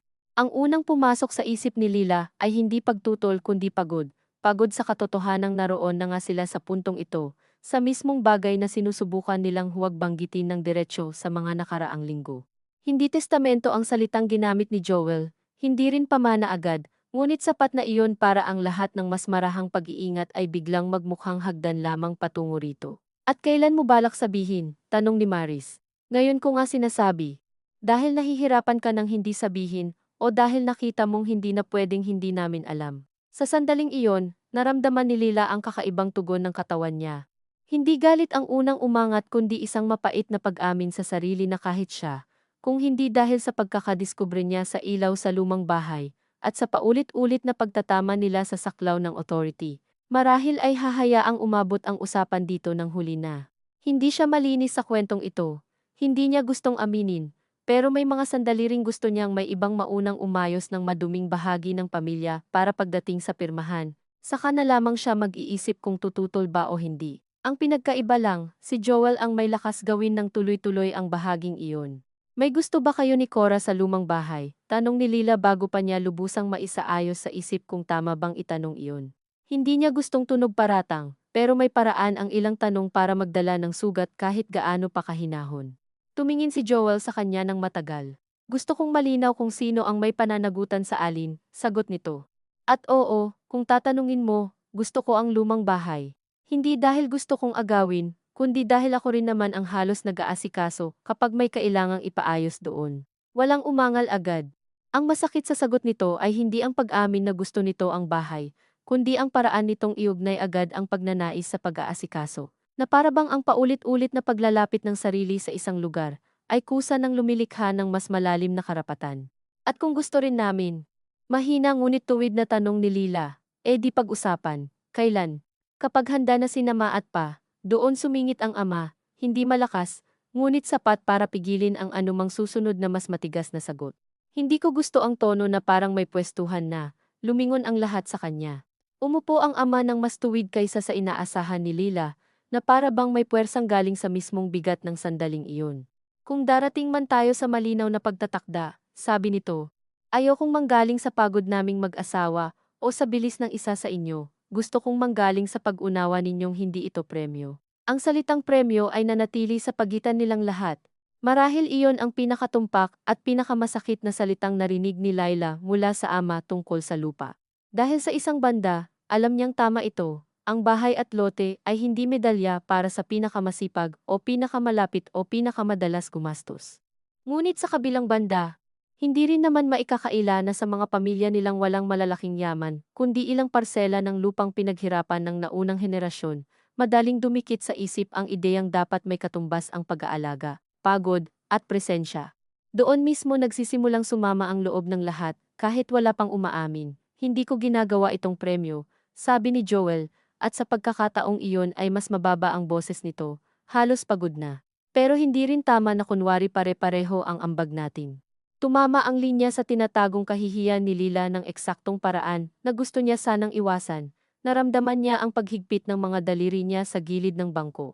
Maaaring iyon ang mismong sandali na kinatatakutan niya mula pa noong nagsimula ang lahat. Ang puntong ang usapan tungkol sa papel ay tuluyang dudulas sa usapang ambag, oras, pagod, at sa hindi maiiwasang pagbilang ng lahat ng minsang isinantabi nila sa ngalan ng pagiging pamilya. Hindi pare-pareho, sabi niya sa wakas. Pero hindi rin ibig sabihin na ang mas laging nandito ang pwedeng mas malapit sa desisyon. Hindi ko sinabing ako dapat mas malapit. Hindi mo kailangang sabihin, kita naman. Hindi na nito sinagot agad. Sa halip, tumingin si Joel sa lumang kisame, saka sa bintana, at sa huli ay sa ama. Kung gusto nyo, sabi nito, wag na akong maging authorized sa susunod, hatiin natin, o kumuha tayo ng ibang tao para sa paperwork. Pero huwag nyong iparamdam na bawat paggalaw ko, ay dahil may balak akong mangagaw. Napakahirap tumugon sa ganong pangungusap, dahil may pakiusap at paninisi itong magkasabay. Naramdaman ni Lila ang sariling galit na bahagyang nadungisan ng awa. Baka nga totoo rin na sa pagkapit niya sa kutob. Unti-unti na niyang pinintahan si Joel ng kulay na hindi lamang galing sa kasalukuyang kilos nito, kundi sa lahat ng luma nilang hindi na pag-usapan ang pagiging anak na maaasahan. Ang pagkakampante ng mga magulang na siya ang laging malapit, ang tahimik na sama ng loob ni Lila sa bawat ikaw kasi may sarili ng bahay. Hindi ko sinasabing magnanakaw ka, sabi niya, at habang binibigkas niya iyon ay alam niyang hindi iyon buong totoo sa antas ng kutob. May mga sandaling iyon mismo ang kinatatakot niya. Ngunit marahil magkaiba ang takot at hatol. Ang sinasabi ko, may paraan kang kumilos na para bang ikaw na ang natural na sentro. At mahirap kaming humabol sa'yo ng hindi magmumukhang masama. Walang sumagot agad, at sa katahimikang iyon ay narinig nilang lahat ang tunog ng tricycle sa kalsada at ang mahinang kalansing ng kutsara mula sa kusina ng kapitbahay, mga bagay na nagpatuloy kahit sa loob ng lumang bahay ay tila nakahinto ang oras. Sa dulo, ang ina ang nagsalita. Kung may gusto kayong malaman, sabi nito, kami ng papa nyo ang dapat ninyong tanungin, hindi ang isa't isa lang. Napakasimple ng linyang iyon, ngunit doon unang tumingin si Lila sa ina nang may bahagyang gulat. Dahil sa mga nakaraang linggo, laging may pag-iwas ang ina sa paglapit sa sentro ng usapan, na para bang umaasang kusang mag-aayos ang lahat basta mahinahon. Ngayon naroroon ang kakaibang tibay sa mukha nito, pagod man, na para bang napagtanto na rin nitong ang sobrang pag-urong ay hindi neutralidad kundi puwang para sa mas malalakas ang loob. Sinasabi na namin, dagdag ng ama, mas dahan-dahan. Ayaw namin ng sapilitan at ayaw namin ng padalos-dalos. Kung magtatakdaman kami balang araw, hindi dahil may nagmamadali at hindi rin dahil may natatakot mawalan. Gagawin namin kapag kaya naming tingnan kayong tatlo nang hindi kami nahihiya sa magiging mukha ninyo sa isa't isa. Walang malinis na ginhawang ibinigay ang mga salitang iyon. Sa halip, mas lalong naging malinaw kay Lila na ang hinihintay nila ngayon ay hindi na lamang papel kundi uri ng kahandaan na hindi masusukat sa certified copy o sa survey line. Nang matapos ang usapang iyon, hindi na nila itinuloy ang mas maliliit pang detalye ng sukat. Iniligpit ni Joel ang mga papel ng mas mabagal kaysa karaniwan. Si Maris ay lumabas muna sa balkonahe at tumingin sa lote na tila gusto nitong ilayo ang mga mata sa mga mukha sa loob. Si Lila naman ay nanatili sa tabi ng mesa at napansin niyang may isang lamat sa kahoy na hindi niya matandaan kung matagal na bang naroroon o ngayon lang niya nakita dahil mas marami na siyang tinitingnan kaysa dati. Umuwi si Maris sa hapon ding iyon. At bago ito sumakay sa bus ay niyakap siya sa terminal ng mas matagal kaysa dati. Hindi pa ito tapos, sabi nito, alam ko. Pero iba na yung level, hindi na puro hinala. Tumango si Lila. Totoo iyon. At iyon din ang nagpapabigat sa dibdib niya. Mas madali sanang labanan ang isang bagay na puro kutob lamang, dahil maaari pa niyang sisihin ang sarili sa sobrang pagbasa. Ngayon, may mga linyang binitawan na, may mga pagnanasang inaming hindi naman tuwirang masama, ngunit sapat na para baguhin ang himig ng lahat. Pagbalik niya sa shop kinabukasan, mas tahimik siya sa harap ni Danilo, at nang sabihin niya rito ang naging usapan ay matagal itong hindi nagsalita. Mukhang hindi na tungkol sa kung may aagaw, sabi nito sa huli, mukhang tungkol na sa kung paano haharapin na may gusto ang bawat isa nang hindi sinisira ang sarili nilang tingin sa sarili. Napatingin si Lila sa asawa. May mga tao talagang marunong magbawas ng ingay sa problema sa pamamagitan ng paglalagay nito sa pinakaayaw mong anyo, dahil tama si Danilo, hindi na sapat ngayon na bantayan lamang ang kilos ni Joel. Kailangan na ring harapin ni Lila ang sarili niyang pagnanais na gusto rin niya ang lumang bahay, na may bahagi sa kanyang naisip minsan na kung sakaling magtakda nga ang mga magulang, baka hindi masamang mapunta iyon sa kanya, dahil siya ang panganay, at siya ang nakapasan din naman ng ibang uri ng obligasyon na hindi laging nasusukat sa pera o pagharap sa munisipyo. Noon niya unang naramdaman ang uri ng kahihiyang hindi nakatuon sa ibang tao, kundi sa sarili. Dahil sa sobrang pag-iingat niyang huwag magmukhang sakim, halos nakalimutan niyang ang pinakamatapat na dahilan kung bakit siya nasasaktan ay dahil mahalaga rin sa kanya ang bagay na pinag-uusapan. Sa gabing iyon, hindi siya pumunta sa bahay ng mga magulang. Nasa gate lamang siya ng saglit, tanaw ang ilaw sa sala, at ang anino ng ina na dumadaan sa kurtina, ngunit hindi na siya pumasok. Hindi pa siya handa sa isa na namang gabing may halong ordinaryong hapunan at hindi ordinaryong pagtingin sa isa't isa. Sa halip, naglakad siya ng kaunti sa tapat ng lote at huminto sa bahaging malapit sa bakod na pinag-usapan nila noong umaga. Sa dilim, hindi mo na gaanong makita ang mga linyang pinag-awayan, at ang lupa ay bumabalik sa pagiging lupa lamang madilim, tahimik, may amoy ng damo, at lumang kahoy. Hindi nagtatanggol sa kanino man at hindi rin nagbibigay ng moral na kalinawan sa sinumang tumitingin dito. Doon niya naisip na marahil iyon ang pinakamasakit, ang mga tao ang kusang nagbibigay ng bigat, alaala, utang na loob, at pagnanasa sa isang lugar. Tapos sa huli ay aasahan nilang ang mismong lugar ang magsasabi kung sino ang tama. Ilang araw pa ang lumipas at walang bagong papel na ipinadala si Joel. Walang bagong tawag si Maris maliban sa karaniwang pangungumusta. Ngunit ang tahimik na pagitan nila ay hindi na simpleng pahinga. Isa iyong uri ng paghinto na may kinikimkim na susunod na hakbang, at ang bawat normal na kilos pagdadala ni Lila ng ulam sa mga magulang, pagdaan ni Joel para magpalit ng bombilya sa kusina, pag-text ni Maris ng paalala tungkol sa check-up ng ina, ay tila may dagdag ng manipis na layer ng pakikiramdam. Isang gabi, matapos maihatid ni Lila ang ginataang gulay sa bahay ng mga magulang, naabutan niya ang ama sa may balkonahe. Nag-iisa. Umupo siya sa tabi nito nang hindi muna nagsasalita, ilang sandali rin bago ito magsalita. Hindi kita gustong ilayo sa loob ng usapan, sabi nito, nakatingin sa bakuran. Alam ko. Ngunit hindi niya alam kung totoo nga ba ang sagot na iyon, o gusto lamang niyang paniwalaan na hindi iyon ang ginagawa ng ama. Nahihirapan lang akong makita kung paano hindi masasaktan ang isa sa inyo kahit anong ayos, naramdaman ni Lila ang pagbigat ng dibdib niya. May mga pangungusap mula sa magulang na hindi ka naman mapapahagulgol o mapapasigaw, ngunit mag-iiwan ng malalim na guhit dahil ipinapakita ng mga iyon na ang pag-ibig ay hindi laging sapat para gawing malinis ang pagiging patas. Hindi naman siguro kailangan walang masaktan, sabi niya sa wakas, baka kailangan lang walang lokohan, bahagyang tumango ang ama. Minsan akala ng tao magkaiba yun. Hindi na sila nag-usap ng mahaba pagkatapos noon, ngunit pag-uwi ni Lila, dala-dala niya ang kakaibang bigat ng pagkaunawang iyon, na maaaring dumating talaga ang puntong may masasaktan kahit walang magnanakaw, kahit walang manlalamang sa paraang madaling pangalanan.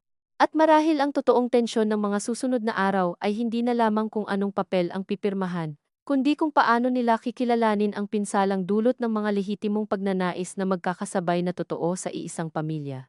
Nang gabi ring iyon, habang isinasara niya ang bintana ng kwarto, tanaw niya sa malayo ang manipis na liwanag mula sa sala ng mga magulang at ang mas madilim na hugis ng lumang bahay sa kabila. Wala ng taong naroroon, wala ng papel sa mesa sa panahong iyon, ngunit hindi na rin ganap na matahimik ang anyo nito sa kanya. Parang ang mismong katahimikan ng bahay ang naghihintay sa kung sino sa kanila ang unang tatanggap na ang susunod na pag-uusap ay hindi na lang tungkol sa pag-aayos ng records, kundi sa bagay na matagal na nilang inuunahan. At iniiwasan sa magkaparehong hininga. Kung ano ang kaya nilang tanggapin mula sa isa't isa, kapag ang pagnanais at dangal ay hindi na kayang paghiwalayin sa parehong lupa. Makalipas ang ilang araw, dumating din ang pag-uusap na matagal nilang iniikutan hindi sa anyo ng malaking pagtitipon o maringal na pasya kundi sa isang karaniwang linggo ng hapon, pagkatapos magsimba. Nang ang init ay nakahiga pa sa bubong, at ang amoy ng ginisang bawang mula sa kusina ay humahalo sa bahagyang lumang samyo ng aparador at mga unan sa sala. Hindi ipinatawag ni Joel ang usapan. Hindi rin si Lila o si Maris, ang ina ang nagsabi. Habang nagtatanggal ng pinangpuna sa kamay at hindi tumitingin ng diretsyo sa alinman sa kanila, na gusto raw nilang mag-usap mag-asawa bago pa muling tumigas ang mga hinala sa pagitan ng magkakapatid. Simple ang pangungusap, ngunit sa paraan ng pagkakabitaw nito ay alam na ni Lila na hindi na iyon isa na namang pansamantalang paglilinaw tungkol sa records o SPA. Dumating si Maris ng tanghali mula sa biyahe, may manipis na eye bags at nakapusod ng basta lamang ang buhok. Si Joel na may mas maaga pa, at sa unang tingin ay tila nagsikap maging karaniwan tinulungan ang ama sa upuan, inayos ang pitsel ng tubig, nilagyan ng dagdag na yelo ang baso ng ina, ngunit mas halata tuloy ang bigat ng loob nito, sa pilit na pagiging mahinahon. Si Lila, na buong umaga ay paulit-ulit na sinasabihan ang sarili na hindi siya dapat dumating na parang hahatol na agad, ay naupo sa dulo ng bangko, at napansing pati ang katawan niya'y marunong nang mag-ingat sa loob ng bahay na ito, na parang bawat pagsandal ay kailangang timbangin. Ang ama ang nagsimula, marahil dahil sa kanilang lahat, ay siya ang may pinakamatinding dahilan para pahabain pa ang mga bagay, ngunit siya rin ang pinakamalapit ng mapagod sa ganoong uri ng pag-iiwas. Hindi namin kayo pinapaupo rito, sabi nito, mabagal ngunit malinaw, para iparamdam na may panalo o may talo. Huminto ito sandali, tumingin sa ina, saka muling bumalik sa kanilang tatlo.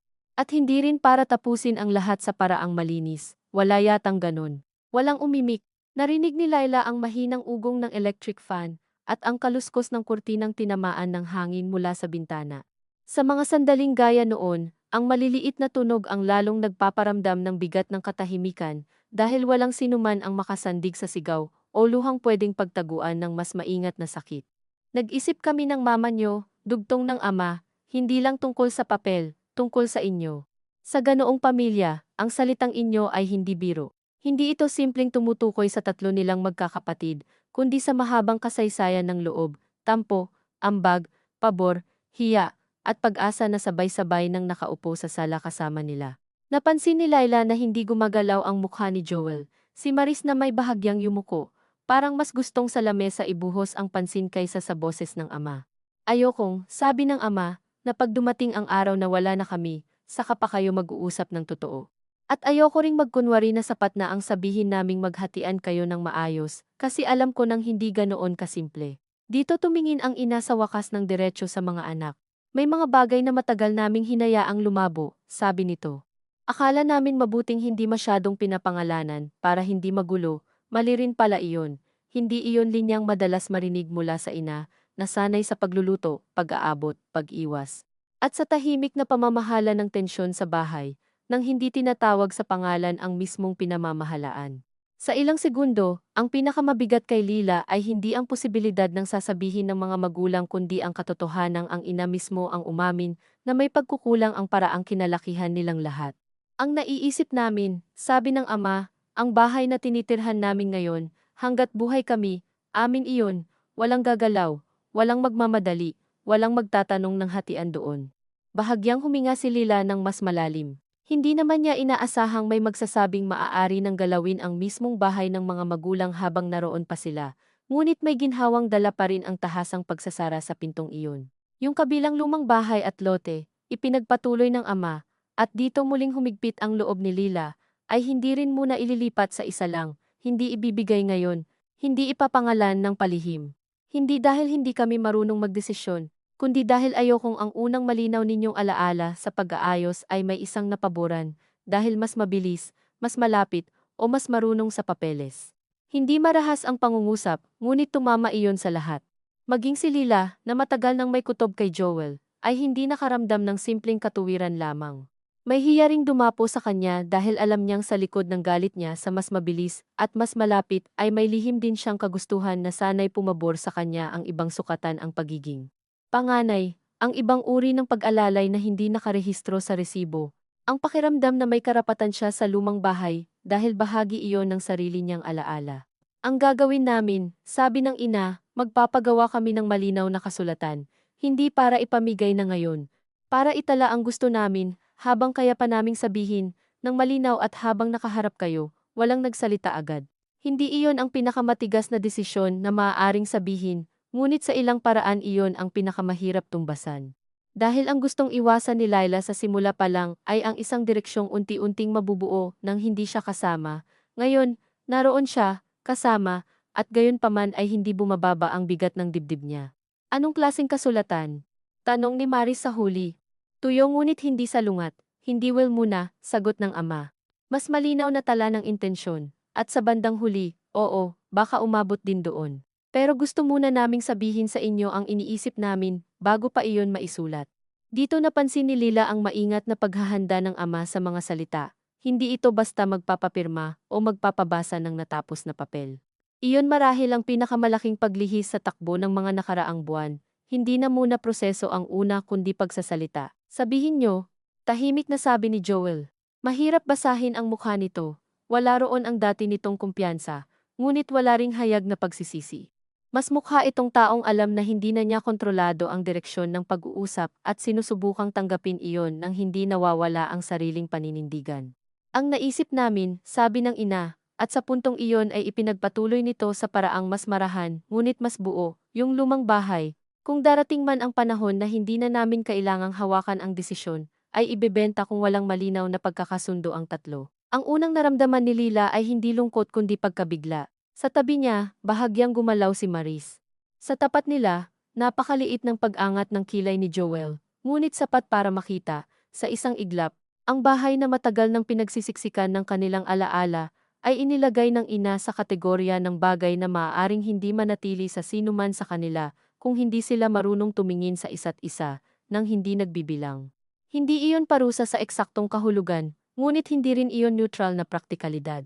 Ayoko, patuloy ng ina bago pa man sila makasingit, na maging gantimpala iyon sa pinakamasipag o sa pinakamasakit ang loob. At ayoko ring gawing obligasyon sa isa na tanggapin ang hindi niya kayang tanggapin. Kung may isa sa inyo na gustong kunin iyon balang araw, dapat kaya ninyong pag-usapan kung paano magiging patas sa dalawa pang iba. Kung hindi, mas mabuti pang mawala sa loob ng pamilya, kaysa manatili rito bilang dahilan ninyong maglayo. Napakabigat ng salitang mawala. Matagal nang naroroon sa isip ni Lila ang posibilidad ng hatian, bentahan, pananatili, pero hindi niya lubusang iniharap sa sarili ang ideya na maaaring piliin mismo ng mga magulang na ilabas sa pamilya ang bagay na pinakamatindi nilang pinagkikilanlan, para lamang hindi ito maging sentro ng permanenteng pagkakawatak. Sa ilang segundo, naghalo sa kanya ang pagtutol at ang nakakainsultong pag-unawa na may lohika iyon, at kung magkasundo. Tanong ni Maris, kung talagang may gustong magtira nito sa pamilya. Pwede, sabi ng ama. Pero hindi dahil nauna ang isa sa pag-aalaga o sa pagkuha ng papel. Kailangan malinaw sa inyong tatlo ang halaga at ang kabayaran sa dalawa kung sino man ang kukuha. Ayokong magkaroon ng utang na loob na hindi naman kusang inako ng lahat. Nandoon muli ang salitang halaga at sa pagkarinig nito ay sumikip ang loob ni Lila sa ibang paraan. Dahil alam niyang kapag umabot sa ganoong usapan, hindi na sapat ang alaala, pagiging panganay, o dami ng pagdalaw. Kailangan ng harapin ang pera, kakayahan, at ang tahimik na paghahambing ng buhay nilang tatlo. Hindi niya alam kung kaya ba nila iyon, hindi rin niya alam kung kaya ba niya. Bakit niyo naisip na umabot sa bentahan? Tanong ni Joel sa wakas. Maayos pa rin ang tono, ngunit may bagay roong mas hilaw kaysa dati. Hindi iyon simpleng pagtanong, parang may bahagyang sugat sa mismong posibilidad na hindi agad ipagpalagay ng mga magulang na isa sa kanilang tatlo ang magiging natural na tagapagpatuloy ng bahay. Dahil nakikita namin kayo, sabi ng ina, hindi lang sa ginagawa nyo, sa paraan nyo tumingin sa isa't isa. Ang ama ay tumango. At dahil mas gusto kong mawala ang bahay kaysa masanay kayong isipin na pwede kayong magkasiraan ng habambuhay para lang manatili iyon sa apelyido. Walang mapanumbat na diin sa sinabi nito. Mas masakit tuloy. Dahil hindi mo masasabing emosyonal lang ang magulang kung ganoon kahinahon ang pagbigkas sa pinakadiwa ng takot nila. Napansin ni Laila na nanginginig ng bahagya ang mga daliri niya sa kandungan. Hindi niya iyon pinansin agad, ngunit naroon ang katawan niya. inuuna na naman ang reaksyong hindi pa kayang pangalanan ng isip. Siguro dahil sa unang pagkakataon, malinaw nang hindi lamang si Joel ang dapat bantayan o ang proseso lamang ng papeles ang dapat hadlangan. Narito na ang bagay na mas malalim, na kahit anong gawin nila, may bahagi ng mga magulang nilang mas pinipiling isugal ang pagkawala ng bahay sa pamilya kaysa ang siguraduhing manatili iyon pero may permanenteng bitak sa pagitan ng magkakapatid. Hindi iyon desisyong madaling salungatin ng hindi magmumukhang mas pinili mo ang lupa kaysa sa kapatid, at iyon marahil ang pinakamasakit na anyo ng katotohanan, yung hindi ka naman direktang sinasabihang sakim. Ngunit pinipilit kang tumingin sa sarili mong pagnanais sa ilalim ng mas maliwanag na ilaw. Kung sakali, maingat na sabi ni Lila, at habang nagsisimula pa lamang siya'y naramdaman na niyang hindi na siya nakakapagsalita, gaya ng dati. Kung sakaling may gustong akuin ang lumang bahay, pero kaya namang maging malinaw at patas, papayag kayo. Tumingin ang ama sa kanya ng matagal, hindi para suhayan o pagaanin ang pakiramdam niya kundi para tiyaking alam niya ang mismong bigat ng tanong. Papayag kami, sabi nito sa wakas, kung dumating kayo roon na hindi dinadaan sa pagod namin, sa bilis ng isa sa inyo o sa hiya ng iba, at kung kaya ninyong pangalanan ng totoo kung bakit gusto ninyo. Tumama kay Lila ang huling pangungusap na iyon nang mas malalim kaysa inaasahan niya. Dahil sa lahat ng panahong ipinaglalaban niya ang pagiging kasama sa usapan, bihira niyang pahintulutang tanungin ang sarili ng tahasan, bakit nga ba gusto niya ang bahay? Hindi lang dahil pamana, hindi lang dahil sa pagiging panganay, hindi lang dahil ayaw niyang maagaw kay Joel. Gusto niya ito dahil sa bahay na iyon nakalagay ang ilang bersyon ng sarili niyang matagal nang hindi niya mabalikan ang batang hindi pa nahihiyang umupo sa paanan ng hagdan at makinig sa kuwentuhan ng matatanda. Ang dalagang unang natutong magtanim ng sama ng loob ng walang malakas na eksena, ang anak na minsang naniwalang sa mga lumang puok, nananatili ang pagkakapantay ng pamilya, kahit sa ibang bagay ay laging may mas napapaboran. Ang pag-amin sa mga dahilang iyon, kahit sa sarili lang, ay may halo ring hiya dahil hindi mo maipagpapalit sa pera ang mga alaala, ngunit hindi rin naman sapat ang mga alaala para maging makatarungan ang pag-aangkin. Gusto ko rin ang bahay, biglang sabi ni Joel. Walang nag-udyok sa kanya. Marahil iyon ang unang beses na sinabi nito nang ganoon kadiretso sa harap nilang lahat. Hindi ko lang siya gusto dahil may nagawa ako roon o may nagastos. Gusto ko siya dahil pakiramdam ko ako ang pinakamatagal na naiwan dito sa inyo. Ako ang laging bumabalik-balik kahit may sarili na ring buhay. Walang yabang sa tono niya, iyon ang lalong nagpabigat sa linya. Dahil sa sandaling iyon, hindi na siya ang kapatid na laging inuunahan ang proseso, kundi tao ring may sariling ugat sa parehong lugar. At ako, sabi ni Maris mula sa kabilang dulo, hindi ko man gustong tumira rito o kunin ang bahay. Ayoko ring maramdaman na wala akong bahagi sa pagpapasya, kung saan napupunta ang bagay na pinagmulan din natin. Walang makasingit agad. Napakalinaw ng pagkakaiba nila, at gayon din kalinaw na walang sino man sa tatlo ang lubusang mali. Doon marahil nagsimula ang mas tahimik ngunit mas totoo na paglambot sa loob ni Lila, hindi kapatawaran kaagad, at lalong hindi paglimot sa mga linggong si Joel ang halos may hawak ng daloy. Ngunit may paglipat sa paraan ng pagtingin niya. Mula sa matinding pagbabantay sa maaaring pang-aagaw tungo sa mas masakit na pagkilala na may tatlo silang magkakapatid na sabay-sabay may lehitimong sugat at gusto, at wala sa mga iyon ang madaling isukat sa isa't isa. Hindi iyon nagpababa ng tensyon. Sa katunayan, sa ilang paraan ay lalo pa nga itong naging mahirap dahil nawala ang kaginhawaan ng simpleng paghahanap ng isang may sala. Ang natira ay mas komplikadong paghaharap sa bagay na baka kayangang magkapinsala ang mga taong wala namang gustong manira dahil lamang magkaiba ang paraan nila ng pagkapit sa iisang pinanggalingan. Ang sumunod na mga linggo ay hindi humantong sa mabilis na kasunduan. Nagpatingin sila sa isang abogado na hindi kakilala ni Joel lamang. Nandoon silang lahat sa unang konsultasyon, kasama ang mga magulang, at kahit marami sa paliwanag ay teknikal at mabagal, mas mahalaga yatang naroroon silang magkakasama habang binubuo ang anyo ng mga susunod na dokumento. Hindi pinilit ng mga magulang ang pinal na will agad. Sa halip, gumawa sila ng malinaw na tala ng intensyon. Ang kasalukuyang bahay ay mananatiling hindi gagalawin habang buhay pa sila. Ang lumang bahay at lote ay hindi ililipat sa iisang anak nang walang tahasan at patas na pag-uusap ng tatlo. Kung walang pagkakasundo sa loob ng takdang panahong ilalagay sa dokumento pagdating ng panahon, ibebenta iyon at hahatiin ayon sa malinaw na porsyentong kanilang itatakda. Hindi perpekto ang ayos na iyon, walang isa sa kanilang lubusang natuwa. Ngunit marahil iyon mismo ang dahilan kung bakit mas totoo ito kaysa sa anumang malinis na pagtatapos na kayang isipin ni Lila noong una. Dahil sa unang pagkakataon, walang isang umuwi na may pakiramdam na siya lamang ang nasunod. Si Joel ay naging mas tahimik pagkaraan yon. At sa ilang linggo ay halos walang kusang pagbanggit sa papeles maliban kung kinakailangan.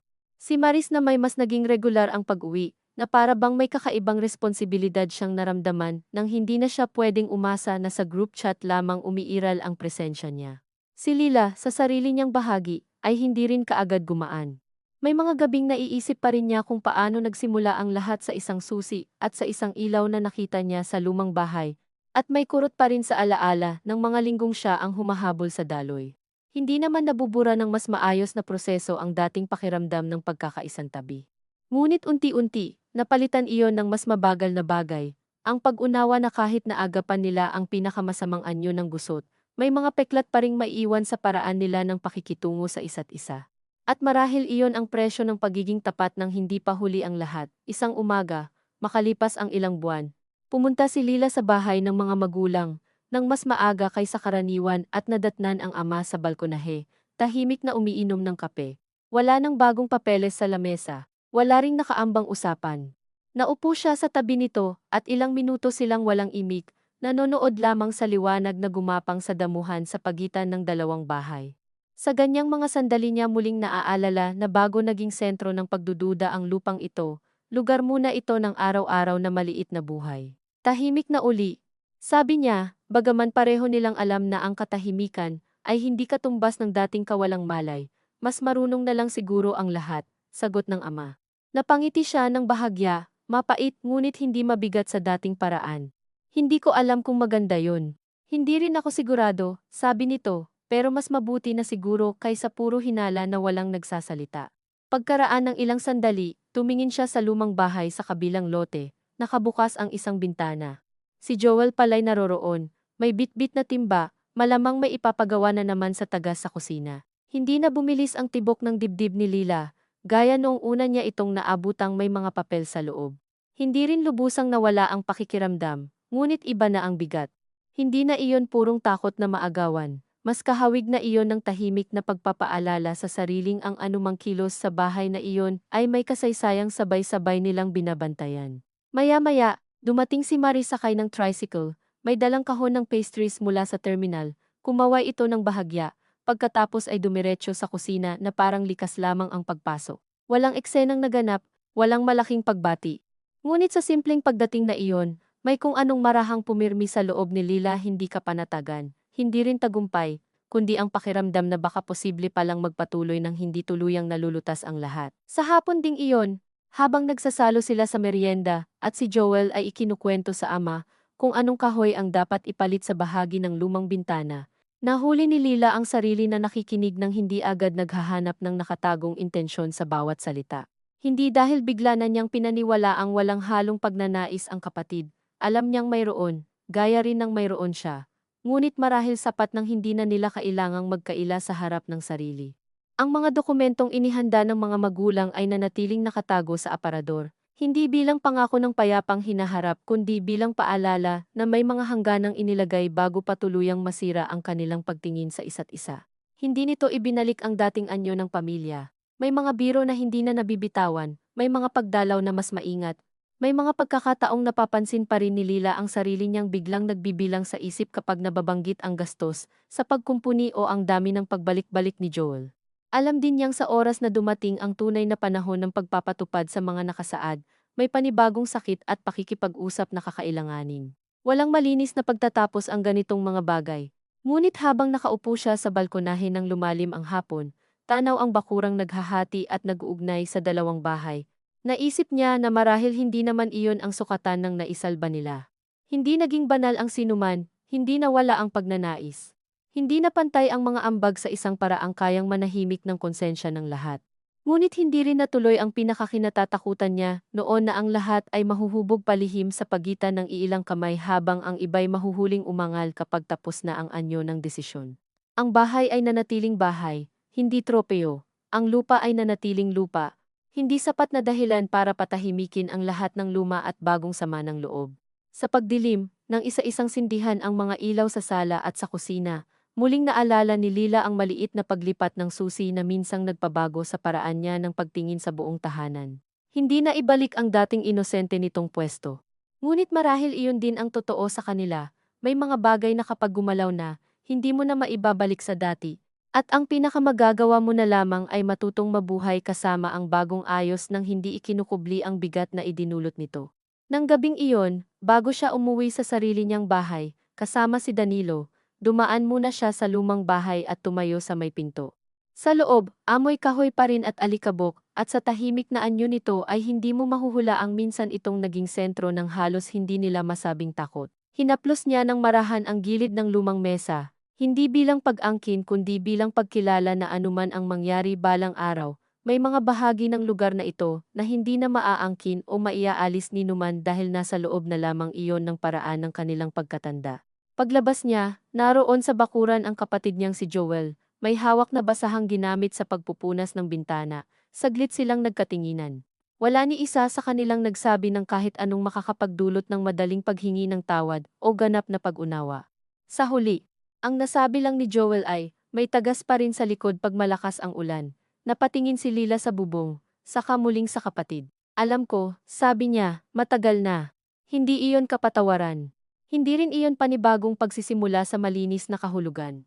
Ngunit sa paraan ng pagkakabitaw nila ng mga payak na salitang iyon, may kung anong tapat na nanatili sa pagitan nila ang pagkilala na ang bahay, tulad ng pamilya, ay maaaring ayusin ng paulit-ulit at hindi pa rin ganap na mawala ang mga lamat, at gayon paman ay pinipili pa rin ng mga tao na panatilihin ang bubong, ang bintana, ang daan papasok, hanggat kaya pa nilang magsalo sa loob ng hindi perpektong liwanag nito.